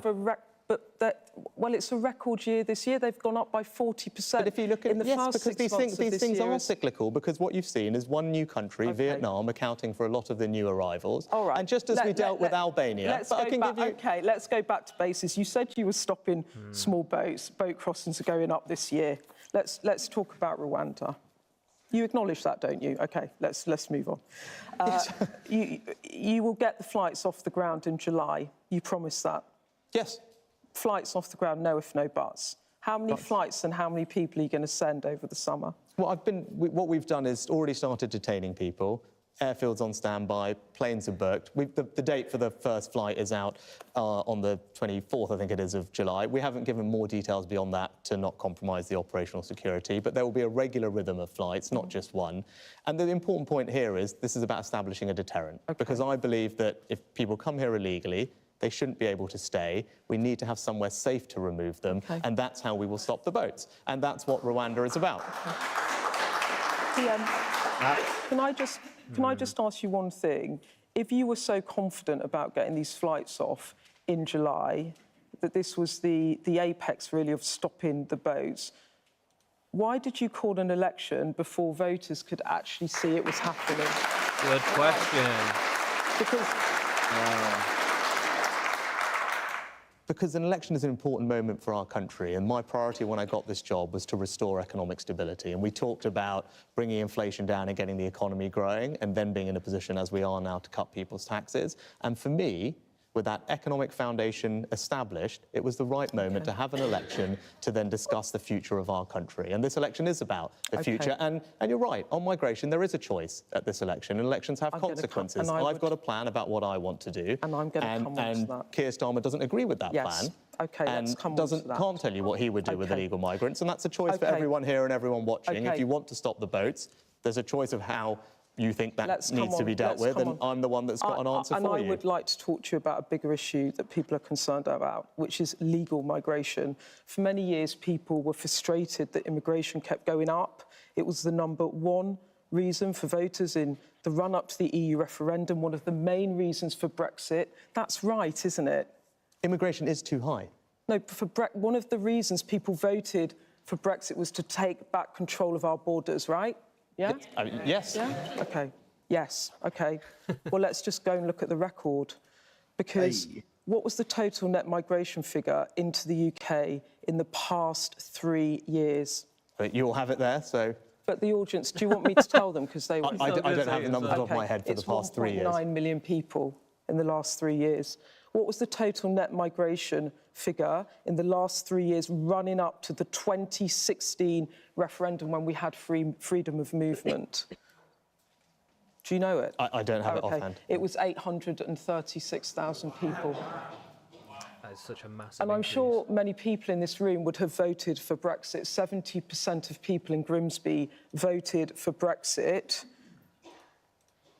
How do you think they feel about that when they hear that net migration into this country has more than doubled in the last 3 years from before we left the European Union?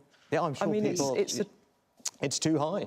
I've been No, very no, clear but- that it's too high, and I'm sure people feel frustrated But you, and angry about it. You were the original Brexiteer, weren't Well, you? was Well, you were. You were one of the. I mean, yes, I did support You were always Brexit. a Brexiteer. Yes, and I believe that was the right decision for our country. Frustrated, cynical, absolutely. betrayed? I just said I'm sure people feel frustrated about that. And again, the numbers are too high. I'm sure of course they're people too high. feel What I can tell you frustrated is what I've done. about this stuff that we didn't do anything about. This is one I don't get because, like, surely I don't understand. This seems like impossible to fix if you followed politics. You'd think that it was impossible to fix, but I don't understand how it's impossible to fix. Well, That no one can seem to come out of office without this number going up. And I don't understand what that reason is. Well, when it comes to legal migration, they absolutely do have the levers of control over that. Yeah, exactly. That's what I'm talking about. So it's not really an excuse. He's like, oh, I'm sure they're frustrated, but, you know, we couldn't do anything. They have this, like, there's nothing we can do, like, it is what it is attitude, but I don't understand. Yeah, no, it's complete bullshit. It's like he hasn't got an answer for it because they've just, I don't know why they've done it, but they've just done it anyway. Like, they're just like... But, like, it's the Conservative Party. Like, they know that would be a win for people. People would surely, I think that, you know, the people of Grimsby, at least, would be super happy with that. I literally don't understand what the hold up is on it. There must be something. Yeah, I really couldn't tell you. Like, it's strange, very bizarre, and it's such a bizarre answer to be like, oh, I'm sure they're frustrated. Like, it's like no accountability whatsoever. It's pretty bad, actually. It's pretty bad. Since I've had this job, and But that's you've been last in year. charge.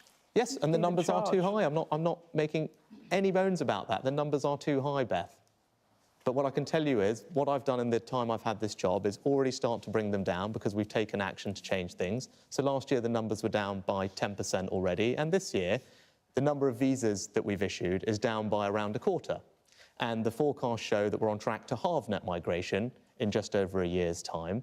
So that shows and hopefully gives people some confidence we're now heading in the right direction. To give you an example of some of the things we've done, we've clamped down on abuse of the social care visa, tightened up the number of dependents that students can bring, and also raised the salary so that you have to earn £38,500 to come here on a work visa. Okay. Now, these measures are now starting to have an impact. You've seen that this year, as I said, numbers down by a quarter, forecast to fall by a halve overall for net migration. So are you making that pledge now? What's your promise to drive net migration down? Yeah, well, what we've said we'll do is have actually a migration cap that's voted on in Parliament, so all your members of Parliament will vote every year on the number of migrants that will come. Well, that's, I said, the forecast at the moment is the numbers to halve, and then what we want to do is continue reducing it every year thereafter. But the key thing is here is there will be, for the first time, a legal cap on all migration so that we can guarantee that the numbers do continue to come down. David Cameron... Yeah, it's just weird that hasn't happened before now. That's wild. Yeah. We like I assumed that we had one, but it was just really high or something. A cap? We also have none. Yeah. No, we've never had a cap. But like you just said, That's I don't wild. think we've ever had a cap. 100 mil, that's cool. That's crazy. It's mad. 2010, tens of thousands reduced net migration. May 2017, Theresa May reduced net migration to tens of thousands. Boris Johnson, 2019, committed to making sure overall numbers come down below the then net migration figure of just over 250,000 people. Why should anyone believe anything that you say on? I can't believe it was 800k. That's wild. When under BJ it was 250. Did she say under Boris Johnson it was 250? Yeah, I think so. Lordy May. But that's like a I didn't know that. massive increase, isn't it? Like, That's it's huge. huge. It's insane. That's more than tripled. Yeah. And like even from the years And before, every single one of them was like, oh yeah, we'll be bringing that down. I don't understand. it's literally been growing and growing over time. Yeah, it doesn't really make any fucking sense, does it? I mean, it's basically just them fucking lying. That is literally it. It's just them lying. Yeah, but I don't understand why. Like, because if they think it's good and they don't want to bring it down, then say that. But I guess it's a whole like caught in the vote, isn't it? It's like appear to be doing something. I don't know exactly what their aim is to keep it happening, but Do you think they'd lose a lot of votes if they did bring it down, maybe? I don't know. I'm really struggling to make sense of it. I really am in like a comprehensive way. Like how is this actually serving them to bring all these immigrants in? I guess Can they vote? I don't know. I don't think so. Maybe Yeah, they if they can. agreed to, like, if they were all Tory voters, then I'd get it. Yeah. I honestly don't know about that, man. It is very baffling. I can't quite make this one out. It's a very... Yeah, it's a strange one. Yeah. Very baffling. And I can completely understand people's cynicism about this, but what you can add to the end of that list, since I've been in charge, numbers down 10% and visas issued this year down by a quarter. Okay. Right, so that's I've had this job for 18 months. Okay. Numbers were down last year. They're down considerably at the start of this year, and they will keep coming down because of the measures that I've already announced. 1.9 million people in the last 3 years. Okay. But it's, that's the record. Let's go on to tax. You say that you will cut taxes on your manifesto. UK, isn't it? In the last 2 years. Yeah, in fact, fucking Nigel Farage said that the other day on his. You sent me the economic thing, didn't you? Yeah. I did listen to that. Yeah. So yeah, 1 in 30 people basically is only just come here in the last couple of years, which is an insane amount of people, really. And considering we've got a housing crisis and all this kind of stuff, it's like, fuck, man, what the hell? Manifesto launch yesterday. Unless maybe that is the reason. Maybe it's partly because they do want to raise their house prices. Maybe. I think that a lot of donors are property developers. Yeah. So that might have something to do with it. Yeah. That's one of the only things I can think of that would benefit them. Otherwise, I can't really see it. There must be other stuff, but I just can't figure it out. Our economics editor, Ed Conway, calculates that the tax burden on the country will be higher than it is now under a future Conservative government, even taking into account your proposed tax cuts. That's right, isn't it? No, I haven't seen that analysis, and I'm not sure that is right. What we announced yesterday, is that wrong? I haven't seen his analysis, so I can't comment on it because I haven't seen it. But what I can tell you is what our manifesto announced is, tax cuts for people at every stage of their life, for people in work, for people who are setting up small businesses and self-employed, for those young people who want to buy their first home, for pensioners, and for families. So tax cuts for people at every stage of their lives, because I believe people should keep more of their hard-earned money. That's how you build financial security. And again, that's a choice for people at this election. I believe in cutting people's taxes, now that we're in a position to do so, having restored economic stability. Can I just have a moment of honesty about this, though? Because today, taxes as a proportion of national income are at 36.5%. They will be at 36.7% of national income by the end of the coming Parliament with all your changes. So I know that you have introduced tax cut, but overall, taxes will still be going up, won't they, under a Conservative government? Well, the tax burden is too high, and that is a reflection. I don't know her name, but she's very good. She's very good. Yeah, she's got great ankles as well. Yeah, bro. I keep looking at them. I can't stop looking at them. Thumbs up in the chat. Why, is there somebody in the chat? Sturdy looking ankles. I don't know if I think those are great. What do you like about them? I'm partial. You're partial. I'm That's partial. what I like, bro. You need to come to jiu-jitsu, bro. You'd absolutely love it. There's a whole half of the sport that is just grabbing people's feet. Oh yeah, that sounds like my kind of sounds like my kind of scene. I'm in. Is it going up in the next Parliament? It will go up. Taxes for people will continue to come down. That's the manifesto that we've announced.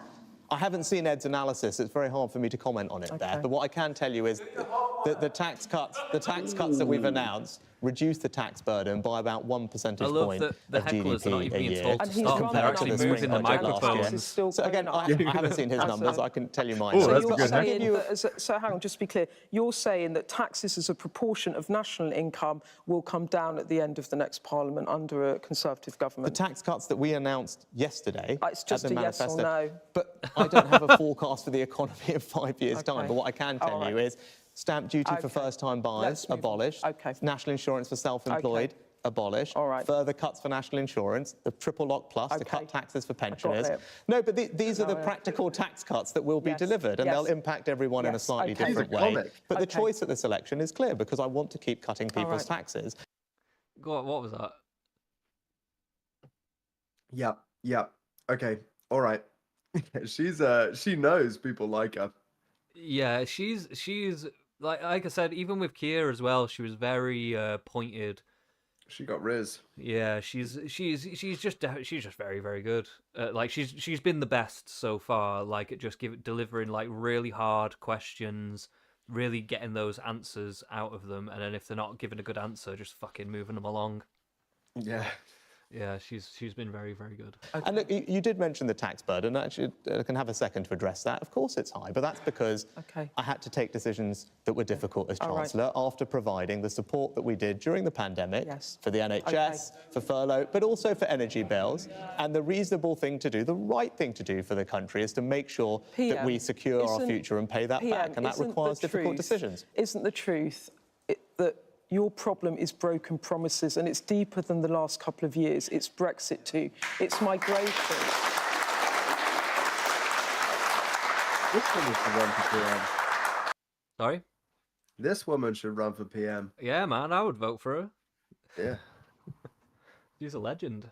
It's migration. The NHS was meant to get better. We were all remember 350 million quid on the side of a bus, don't we? It's levelling up. It's a catalogue of broken promises. You must surely see why so many voters think it's time for you and the Conservatives to get your P45.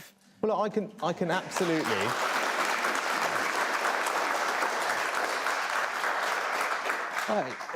Of course I can understand people's frustrations. It's been a very difficult few years.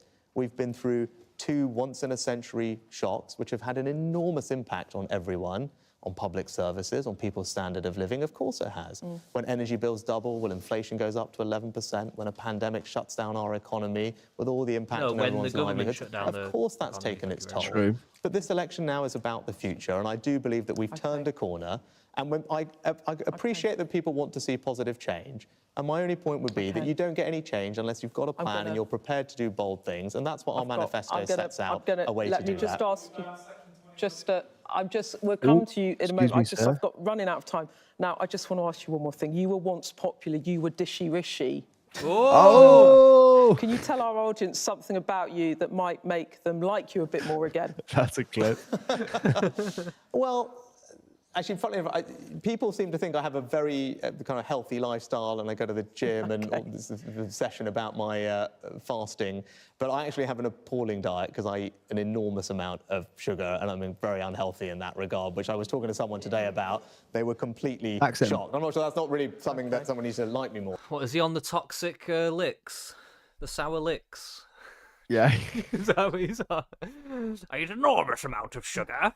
Just straight out of the packet, just like teaspoons. He's getting those dip dabs, just the sherbet dips. Just shotting them. Like, is this what he's coming up with to get people to like him? Like, oh, I eat an unhealthy diet, actually. I like, this isn't... Actually, I too am a slob. This is not a good answer, man. What the fuck? More or less, but that's something I was talking to someone today, and they're genuinely surprised about the amount of Haribos, Twixes, and everything else that I get through, particularly during a campaign. Haribo man, he's a Haribo man. Contrary to popular belief, I don't have that healthier lifestyle or diet. Okay, a sugar fiend. Prime Minister, thank you so much for the interview. Thank you. Thank you very much. Right, this is about to get brutal now. Yeah, this is going to be funny. Now it's about to get. This is going to get wild. Change the stream title to Cargo Feral, I reckon. What the Prime Minister Rishi Sunak had to say to our political editor Beth Rigby. Keir He and told her Rishi many things. He absolutely said roasted by he was deeply feral sad audience. to have caused hurt and upset when he Feral left mob those audience. D-Day Of commemorations Grimsby. early. Rishi He's Sunak got also meta admitting grim end. tonight he hasn't made as much progress in cutting NHS waiting lists as he would have liked, suggesting strike action was to blame. And Mr Sunak conceded immigration to the UK is too high, and he understands why people are frustrated and angry. Well, now it's our audience turn to put the Prime Minister under the spotlight. And just to remind you, we're joined tonight by voters from across the political spectrum, independently chosen from here in Grimsby and right around the UK. Beth, it's over to you. Thank you, SJ. Well, our first question from the audience comes from Ian. He's a retired teacher from Grimsby. There he is. Good evening. Hi, Ian. Following Liz Truss's disastrous mini-budget with its unfunded tax cuts, mortgages have become much less affordable, particularly for young people, such as my daughter. Why has your government spoilt their hopes and dreams? And how do we Bro, know I you was so won't do it fucking again? stupid. I didn't lock in a fixed Ian, interest how- rate mortgage.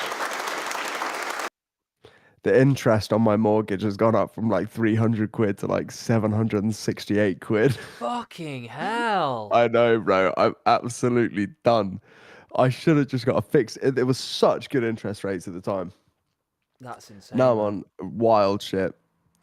Learn from me, listeners. Learn from me. That's crazy, man. That's crazy. Like, it could go up that high is insane. I know, that's just the interest. How old's your daughter? She's 19. And did you say she has a mortgage or she's looking to buy a home?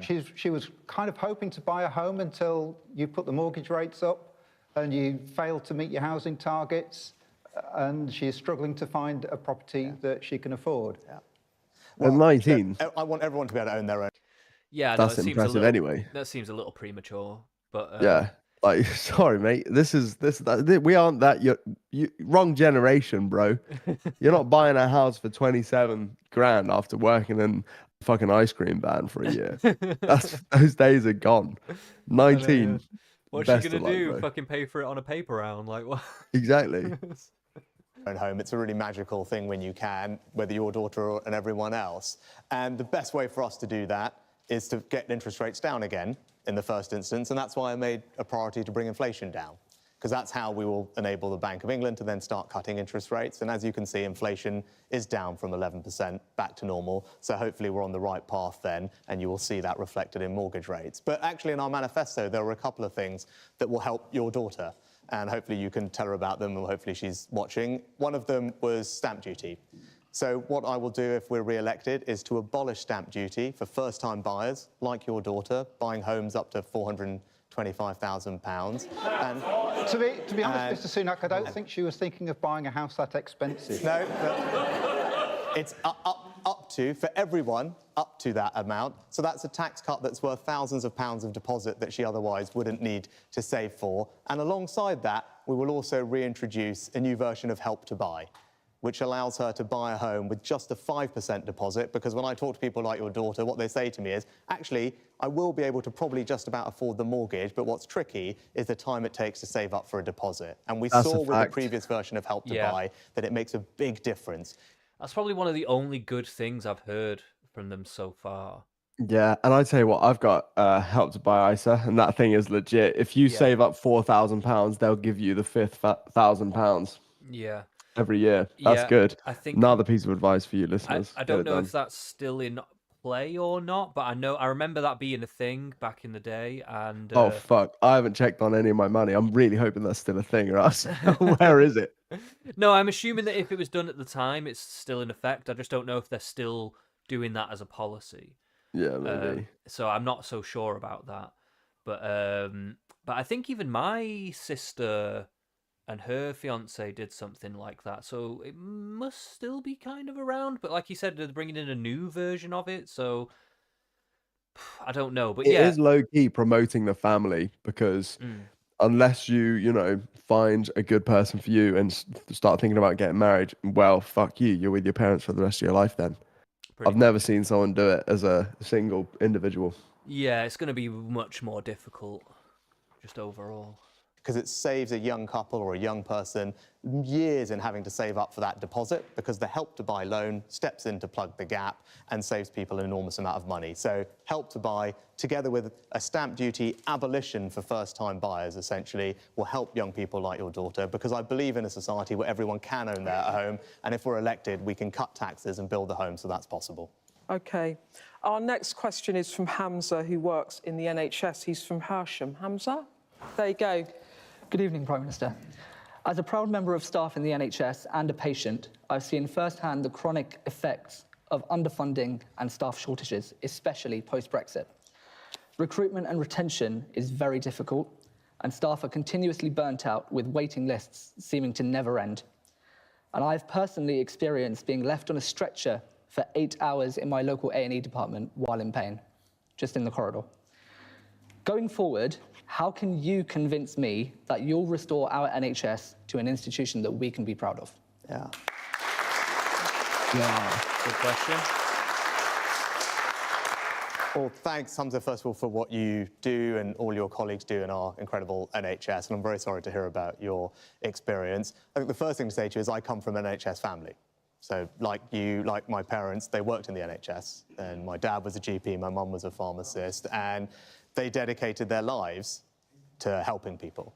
And I was surrounded by that growing up. And actually what they instilled in me was an importance of how we can continue to help people. And I worked for my mum doing exactly that. So that's the first thing you need to know about me when it comes to the NHS. And that's why we've put record funding into it. But your point is the right one. What we have not done for not just years, but for decades, is train enough staff and then be reliant on having to bring people here from abroad. And in the NHS's 75-year history, it has never, ever had a long-term workforce plan. But for the first time, it does, because I thought that was the right thing to prioritise.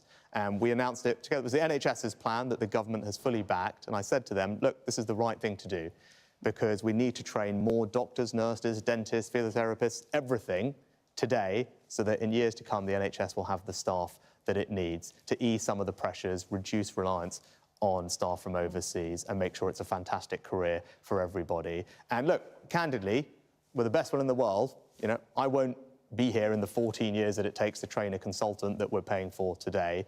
But I thought it was the right thing to do to strengthen our NHS for the long term, because people like you are brilliant. We want to make sure Is we he train as many of bragging you as possible, about so we have thinking lots of colleagues. further than Ease to the burden. next re-election cycle?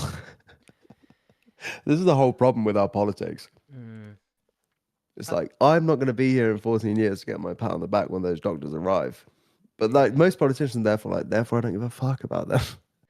But also, it's just like not really an answer at all. Like it's like you could be saying like, oh, we can put in like a new course to get new doctors in. So if people, we can give bursaries or something. So if people want to respec, like, you know, maybe, you know, they didn't train for this in college or something like that. But if people want to respec in later life, they can respec into being a nurse, and we'll fund that so we can close the shortages. That's a or great whatever. idea. Whatever, you know what I mean? I'm just thinking of this on the fly, but I'm just thinking, like, there are ways to go about this where we target our own people to get them in and stuff like that, like open up, do train things, and maybe reduce times that it takes to learn this stuff. Because I don't know if it, maybe for the doctors, obviously it's going to take a lot longer, but when it comes to nurses and stuff, maybe you can reduce that somehow so it's not taking so long to get nurses trained up. Yeah, and or stuff. maybe you could have another layer of nurse, like that is, you know, trained to give and take blood, apply bandages and all these things, but not necessarily, because my mother was a nurse, and oftentimes you're just a pseudo GP as a nurse, you know. Actually, a lot of the time they'll send you in, and nurses, if you're one of them good 40-year nurses, you know, those nurses who's a hearty nurse that has been there too, you know, all her life, you're as good as a doctor, in my opinion, a lot of the time for a lot of issues. You've just got that you got that street knowledge, you know, not that book knowledge. You've seen the stabbings and all of that. I respect that. Yeah, and But yeah, surely, like, there's a lot of stuff that takes up a lot of nurses' time that we can get doing. Maybe that could be national service.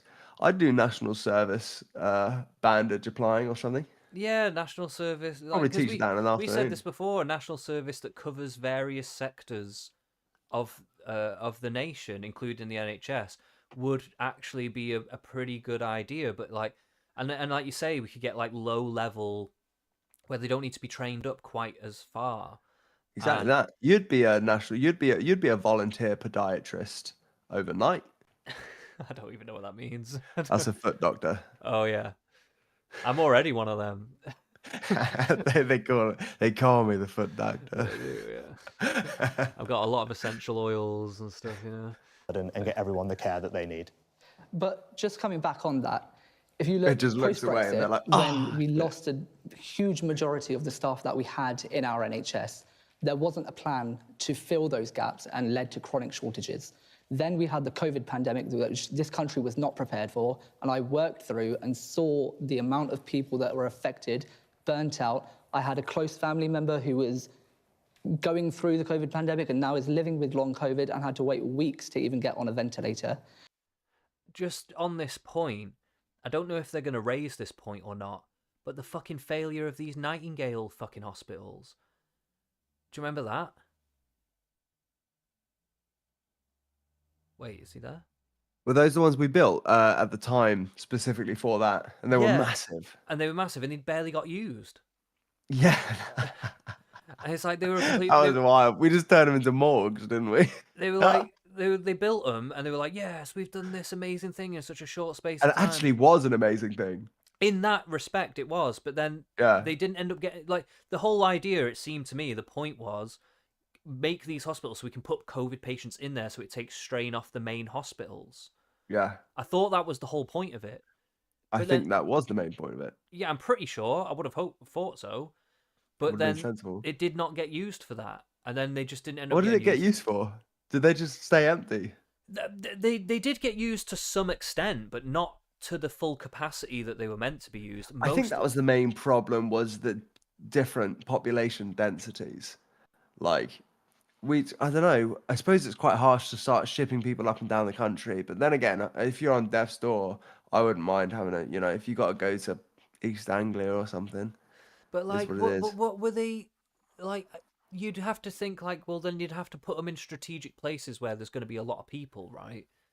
To deal with probably the overspill. London in the big cities would have been a good place to build them. Where'd they build them? Let's look that up. I have no idea. You know, I don't know the full details of all that. Let me look this up because you got me curious now, brother. But that is just like, I don't know if they're going to bring this up, but like that seemed to me like a massive mismanagement of the situation. Like, Was building the NHS hospital was it worth the money? Florence Nightingale, yada yada yada. So we had them, one in Birmingham, one in London, one in Bristol, one in Exeter, one in the Northwest, one in Yorkshire, and one off in seemingly it's just called Northeast NHS Nightingale. I don't know. It was rallying to. It cost us 530 mil, and I don't know. I'm looking at some graphs. does it say anything about how much they were used?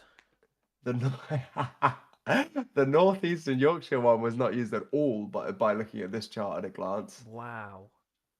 And then the Midlands ones had what is this number? Is this admissions in thousands? Admissions in what? Because it says 11 here. 57. Wait, it just says admissions 100. Is this per day? How many? Wait, bro. If these are the real numbers, then we fucked up massively because they're like peaking at 148. But it can't be 148,000. So, Yeah. What? So maybe it is 100. Maybe we did nothing. Yeah, that. So they were basically Okay. completely pointless. They did admit patients during wave 1 and 2, but we're talking in the low, like sometimes it's day by day, tens of people. And then meanwhile, the hospitals were taking that. So yeah, there's literally like a flat red line of Nightingale hospitals, and then the largest trust in the area is just massive spikes. So 680 patients in a day in the southwest compared to 88 at the Nightingale. Those are the peaks, and 148 in northwest compared to 1,780. So yeah, it's like 10% of the capacity. That's fucking diabolical, man. That is awful. Yeah, that might be massive misinformation. Go and Google that yourself, audience, if you care about that type of thing. Yeah, I don't know. I'm going to take that on face value because I remember it not being a big thing. And Yeah. so I think that's probably correct. Did you get that WhatsApp message about them making a big lasagna in Wembley Stadium? What? What? There was like this during lockdown 1, there was this it was like this practical joke or something of the sort where a mate this guy was voice noting his mate, but he said that like he knows a guy on the inside and they're like doing something for like the community and stuff like that. It was like a 2-minute voice note, and it started to move into very slowly into them using the underfloor heaters at Wembley Stadium to cook a large lasagna. But like it stayed really believable, and then even when they were talking about making a lasagna in Wembley, a part of you was like, maybe this is their plan. Like, it's going to need to be a big lasagna at this point to help a lot of people. And one person just sent it to their mate, but it went up going round like in my family group chat with like even my grandparents sending it to me and stuff. Must not have made it to Wales. It was British humour. Mate, yeah, I don't remember that, but that was actually pretty funny. I'll see if I can find it for you. And then the economy, under your leadership as Chancellor and under Boris Johnson, who you supported, we tried to get back as soon as possible, not thinking that this was still an ongoing pandemic. Boris was too late bringing in the lockdown rules. You were really quick to open up lockdown again, which led to another spike in COVID cases. And this is what has led to continuous, this is what has led to this long-term of trying to rebuild the NHS. Now, you say that you're coming from an NHS background and you have this instilled value of caring for the NHS. How are we going to do that if you try and undermine it at every level? With greatest respect, that's not what we're doing. We're investing record sums into it. We're training more doctors and nurses than we ever have, and there are more doctors and nurses in the NHS today than it's also had. But we also need to do things differently. And it's whether it's things, and you'll know this from, and what's your particular specialty? So I'm a physiologist in cardiology. Okay. And you're in cardiology, right? So you'll know that we're doing things like elective surgical hubs, virtual wards, community diagnostic centres, of which there's one right here in Grimsby. And those are all new innovations that you and your colleagues have pioneered, that we have supported, that will actually mean that people can get the care they need quicker and secure the NHS for the long term. We're going to take from the hospitals to the hubs to staff them, Oh. because there's shortages of the staff already. We're short of radiographers, all the trades, all the different specialities throughout the hospitals. We're short of staff. So building another building that's going to move it from the hospital is not going to cure the problem. It's just going to make it worse. Wow. He's coming in hot. Yeah, she's got some strong opinions, and I bet they're true. We are recruiting and training more doctors, nurses. She doesn't want to speak to the manager. She wants to speak to the fucking Prime Minister. She's going to fucking have proper words with him. But this is exactly what we were just talking about. It's like we're going to build a load more buildings, but the problem is we don't have people for them. Yeah, yeah. We're not lacking in buildings, although we are. We're lacking in doctors. Yeah, and that is really the key issue here. Ever have in our history, and there are more today, and I know we need more, and that's why we've made those investments. But I'm going to wrap this. But I will just pick I've got so many questions. She wants a refund on the NHS, mate. Where I just very respectfully disagree with you, actually based on the clinical advice that we have from all our leading medics, is that we can improve care for people by doing things outside of hospital. And the Community Diagnostic Centre, one of which is here, is a great example of that, where you can get your checks what and is he tests and talking about? scans quicker. He's talking about a community centre where you can just do like low-level stuff, get scans and tests. I guess that sounds so. pretty good. I mean, it's not like it's a bad idea. It's just that it's a little bit too little too late, I think. And You got to actually think he's doing remarkably well, because he just isn't giving those morsels. The crowd was bloodthirsty. They are gagging to go at him right now. He's just not giving them the openings. Yeah. He is playing it pretty tight. Like he's keeping a tight ship in that respect. Exactly that. He's doing pretty well with a hostile audience, I would say, in that respect. But it's optically, though, again, just like it was for Keir as well, although not as bad for him, but like for me, both of these men have given a poor performance, and like I think overall, after this and probably the debate tomorrow, you're going to see a fair decline in the polls, I would imagine, after this. Interesting. That would be my prediction anyway. Another example of that is pharmacies. Okay. Right? Because I think that you should be able to go and see your pharmacist to get treatment rather than your GP for common ailments. That's a change that we've brought in that already millions of people are benefiting from. And again, it's just an example of doing things differently to get people the care that they need. Look at all these questions. I'm under pressure here. Like, if you obviously have Christina just like from London, athlete's foot or please. something, it's bullshit that you need to go and see a GP to go and Yeah. get some, you know, like fungal cream. If you've got some sort of ear infection, it's bullshit. You have to go see the doctor rather than get some eardrops. Like, this type of thing is ridiculous. Yeah, no, that kind of change is great. Like, just cutting out the middleman for low-level stuff totally seems like it should have been done a long time ago. And this is the problem with the bureaucracy, you know, the fundamental thing. Nigel will probably say, they don't have to do that in France. I don't know if they do need to do that in France, but if he told me they didn't, I'd believe him like that. Yeah. Yeah. Or like even just like if you need certain medications and all this stuff, like to be fair, I think there should be some medications that are, you know, for like, I don't know, I'm thinking of stuff for like ADHD or whatever. Like there's various different things that you can get over the counter in America that you can't. Bro, over you here. have to go private for ADHD stuff. I've got ADHD, I get the ADHD medications. It's such bullshit. I got diagnosed when I was 23, so about 5 years ago. All that time I've been on the waiting list to get the NHS stuff. So I signed up at the same time because I want to get my medication through the NHS. That has been a 5-year process to get that, and it still is 2 years away, they say. So it's going to take you 7 years. All the while, you're paying like £200 a month for that medication.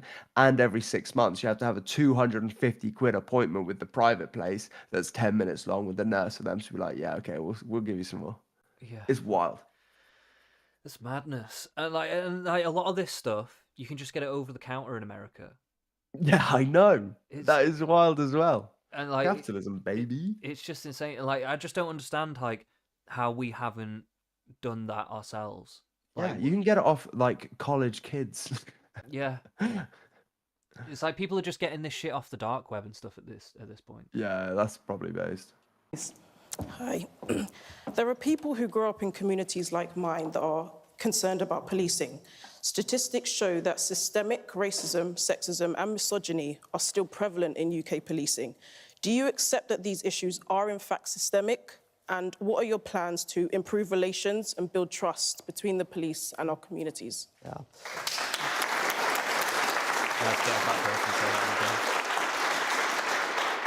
Well, misogyny, racism, discrimination has absolutely no place in our society, but particularly when it comes to the police, because they're people that we look to protect us and trust, and all the things that we've seen and read about over the past year or two have been really appalling and shocked us to the core, because we thought, hang on, the people that we put our trust in, they can get a truncheon. They're a small minority, and we shouldn't tar the entire police force with the actions of a small minority, but a small minority of people who were behaving in a way that was completely reprehensible. So you don't accept and it's right that those people are held to account. Now, the Met in particular, there are issues, and actually we instituted a report which was done, which now the new Met Police Commissioner is working through to improve relations and make sure the Met is focused on policing in the right way. But I also want to make sure that our communities are safe.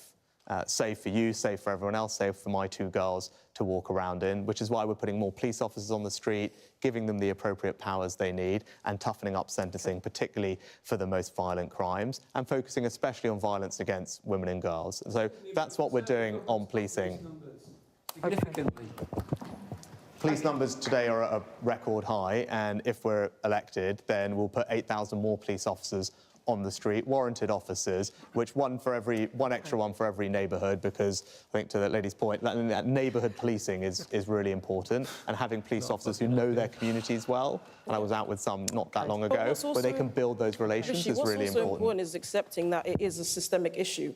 First, you accept that, and then you can plan to change the things so that these things don't happen again. It's not just bad apples if it happens over and over again. Does that make sense? And in the Met in particular, as I said, there are a range of issues. We instituted a report to look into them, and the new Met Police Commissioner is there and is reforming the Met so that it can actually learn from the mistakes of the past and let's make sure that these things don't happen again. Right, thank you. Our next question comes from Amy from Leeds. There she is, please, Amy. Hi, Prime Minister. Hi. My name's Amy. I'm a former Conservative Party chair and a lifelong True Blue. But in this election, I find myself an undecided voter. Actions taken by this government actually make me feel ashamed. You left David Cameron at the D-Day celebrations to represent our country. To me, this feels like a deliberate action, as you know that your ratings in the polls are so low. How do you plan to rebuild the public trust in you, or is it already irreparable? Well, Amy, thank you. I mean, it's Amy. fucked. It's totally fucked for him. Listen, Amy. It's good. Leaving David Cameron to do it is, I don't even know. I don't think that's just not the play. Go on, Rishi. The face of many wars. Amy looks like she's a bad guy in Teenage Mutant Ninja Turtles right now. And that brain in a jar, that's the energy she's giving Kang. me. She's Kang. Maybe the last one was also... Mate. But yeah, like, David Cameron presided over various new wars and stuff like that, and then he's going to be the face of the D-Day stuff. It's like, it's not a good look, is it, really? Bruh, I've, you know, you can pull some, like, D-Day, like, soldier face memes from just this presidency, this prime ministership. What is it? It's a presidency. Premiership? And then what does a prime minister have? Is it premiership? Premiership? Is that how you say it? No idea. I think this that's it.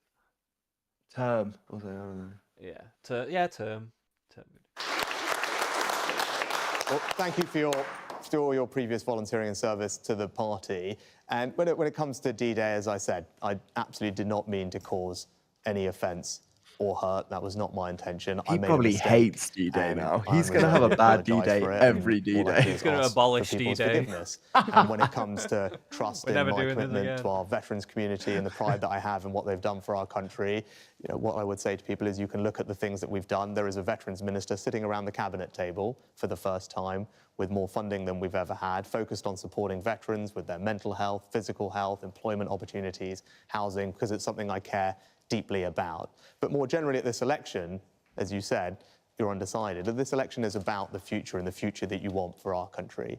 And I believe that the manifesto that we put out yesterday contains a very clear plan, a bold set of actions that will deliver a more secure future for you and everybody. And that starts with cutting everyone's taxes, because I believe people should keep more of their hard-earned money. It means bringing migration down. It means a more sensible approach to net zero that prioritises our energy security and your family bills. And it means protecting pensioners, because I think if you've worked hard all your life, you deserve dignity in retirement. So those are some of the things I talked about yesterday. That's a choice at this election. It's an important moment for our country. But given the opportunity, he said if you worked hard all your life, and he means that. Everyone else. And I would, yeah, thank you so much. I would Retirement usually age agree. is going to be 100. I just think that, and I'll be very honest here, that picture of the Queen, our late Queen, who was left to bury her husband on her bless own, her. God bless you, Lizzie. during COVID, following guidance that we all followed, and knowing what was X in the happening in chat Downing for Street, Liz. and you were part of that, and you had a fixed penalty notice, and you've apologised, and I understand all of that. That's where the trust broke down, and I just think we have long memories in this country as a public, and you really will have to go some. And I appreciate the apology tonight. Thank you very much. But that you have to realise that there is a long way to go to really rebuild that. Yeah, no,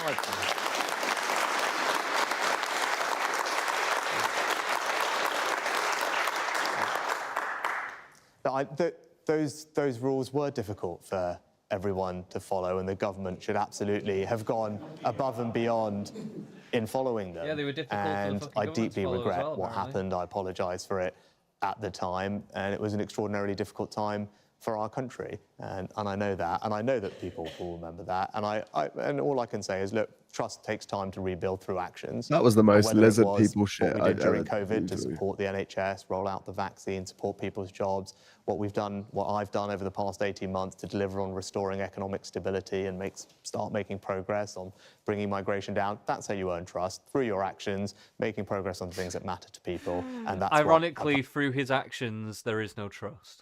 Yeah, no, it's only going to be you can only convince us with words to trust you. Yeah, If we look at your literally, that's actions, all that's you've terrible. got. That's all you've got left, and it's not working. It's not working out, mate. And to talk to people about through the rest of this campaign, and yesterday's manifesto sets out a direction of travel for the future. Should Amy and other Conservatives vote for reform? No.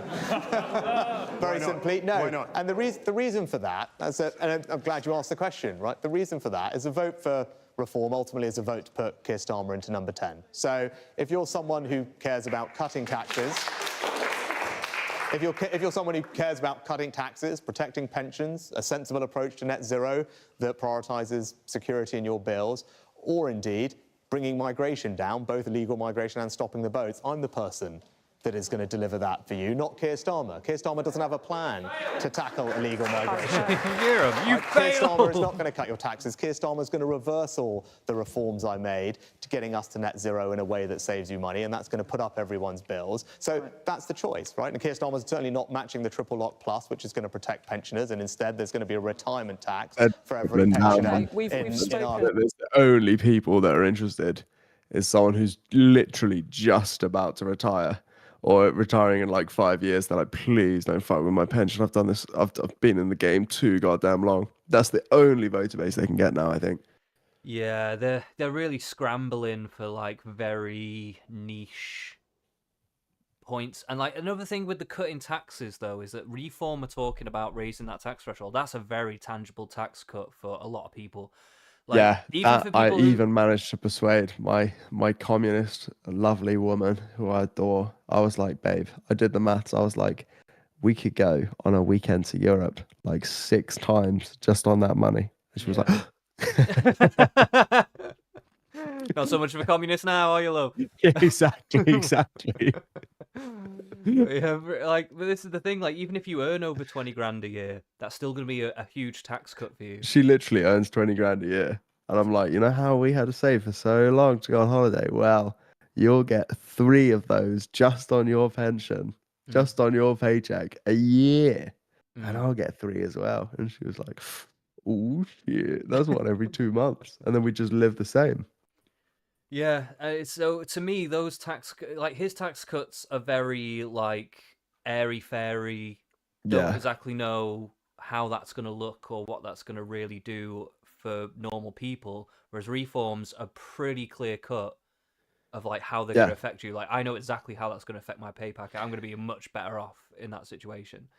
Yeah. So Yeah, it's genuinely so sick for me. It's like it's a lot. That's a lot of money if you're at the lower end of the scale. Oh mate, yeah, you have no I mean, idea. soon, obviously, if you're watching this video in a few years' time, obviously, me and base centrist are minted now, and we don't give a fuck about taxes or politics anymore. But right now, we're on the come up, and that 1500 is life and death. Yeah, it really is.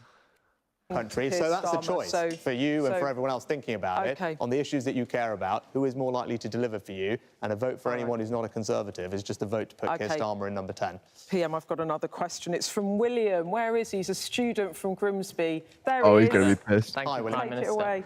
Given the recent policy Fucking announcements This guy looks like regarding perfect Peter national from service Dennis the for younger Menace. people, and you alluded to the quadruple lock on state pensions, as well as your record and the Conservatives' record in government, why would a young person today believe the Conservative Party has their best interests at heart?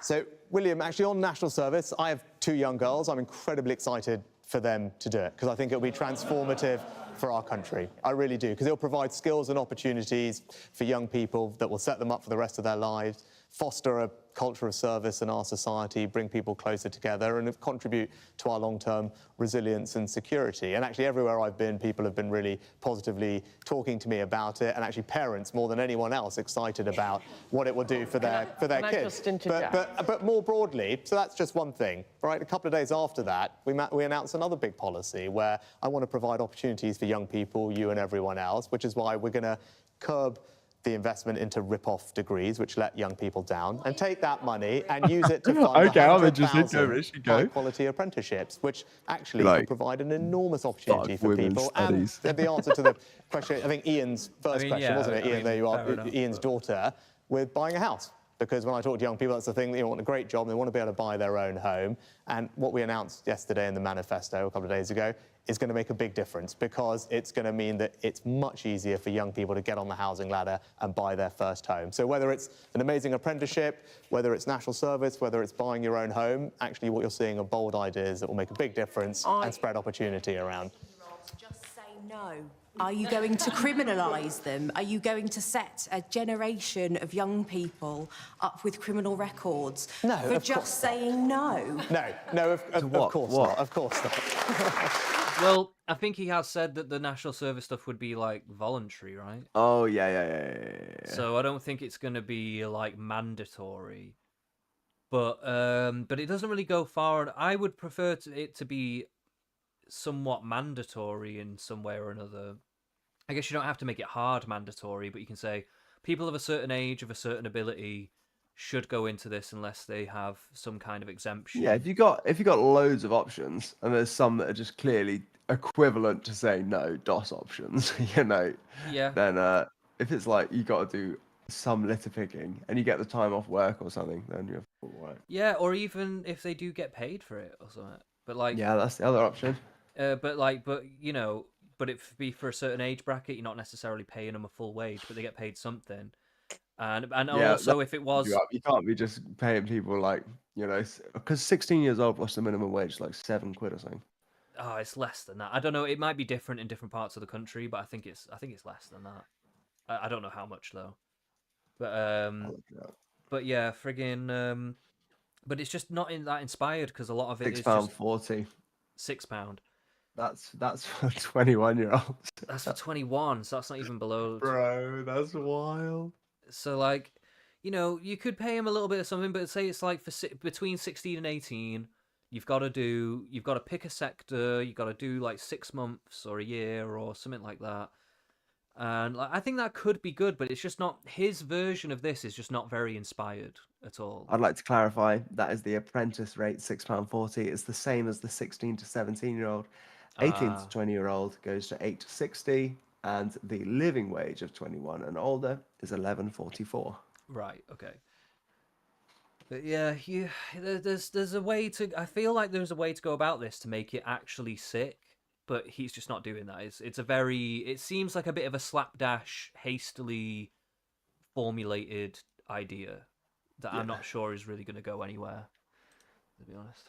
No, of course that's not the thing. And actually what we said we would do is set up a royal commission, which we haven't had in this country for actually about 25 years, and they're set up independently to look at big things like this. And there are lots of models from across Europe that you can look at to make sure that we have an appropriate mix of incentives and sanctions, and that's how other countries do it. And actually, if you talk to other countries around Europe, and when you talk to them, actually the percentage of young people that recommend it and love it is extremely high, and they think it's an incredibly fulfilling apprenticeship.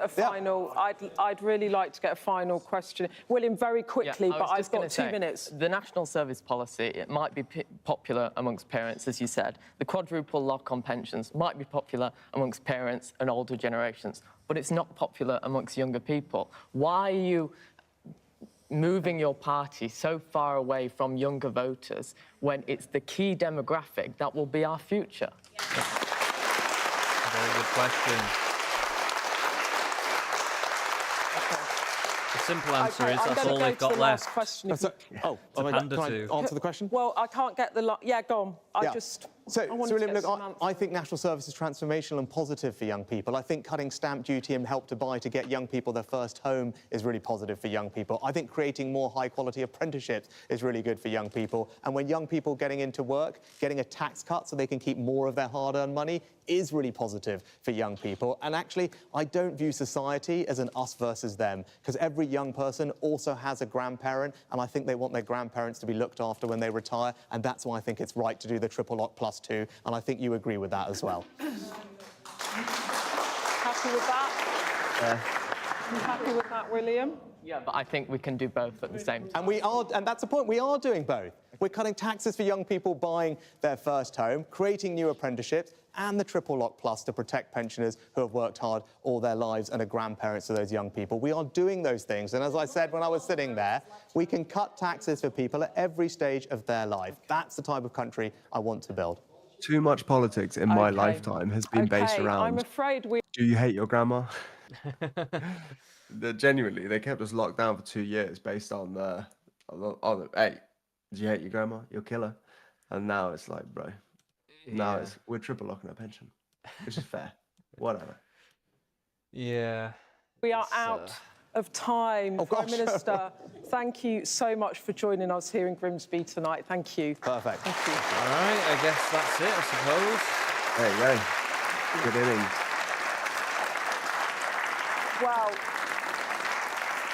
Well, you've heard tonight from the Prime Minister, Rishi Sunak, and the Labour leader, Keir Starmer. Thank you to both men for being here. There are now just 22 days to go until polling day. We really hope our programme this evening has helped you make up your mind. And thank you to our live audience here in Grimsby. Okay, we don't need to hear all this. There you go. Yeah, okay, well, I don't know what to think. I think they both didn't do that well, but Keir did do better out of the two. I'd agree. Yeah, it's not looking good for the Tories. I think they're going to get absolutely stomped. I think you might be right, mate. I think you might be right. And I'm looking forward to the debate tomorrow because I think this is a good chance for Reform to perhaps even overtake the Tories. Could be. Who's on stage tomorrow then? I actually don't know. They've been keeping a lot of this stuff a little stum, so I don't know if it's going to be Nigel or if it's going to be that deputy guy. Is it Jamie Bull or whatever his name is? No idea. But is it going to be? But it is like a lot of. It's everyone. It's like it's all the parties. Yeah, it's all. So it should be a bit more interesting.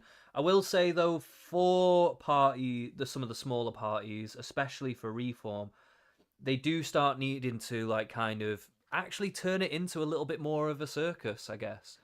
They need to get the elbows out. They need to be more aggressive because that's what I want. I feel like it's more just up for the grabs. streams. Yeah, even for the stream, but also just for the sake of the election. I think for themselves and their parties, everything's up for grabs at this point. You've got one party 100%. that's literally being demolished. It's one of the main parties. Everything's up for grabs at the moment, and so it needs to. People just need to kind of seize the opportunity. And at the moment, I can only see Reform doing that, but the others do have a chance if they have the get up and go to do it. But you know, it's just whether or not they're actually going to go off script and take that chance. But you know, I guess we'll see that tomorrow. But this has been a good stream. So yeah, thanks everybody for tuning in. Thanks Harry for popping on again. My pleasure, brother. And we'll see you tomorrow. I think it's 7 o'clock again tomorrow. It might be 7:30 when they kick off. Either way, we'll be going live tomorrow night as well. So get your thoughts. Like and subscribe to the boy. Yeah, get your likes and subscribes in, and we'll see you again tomorrow. Not but love, G.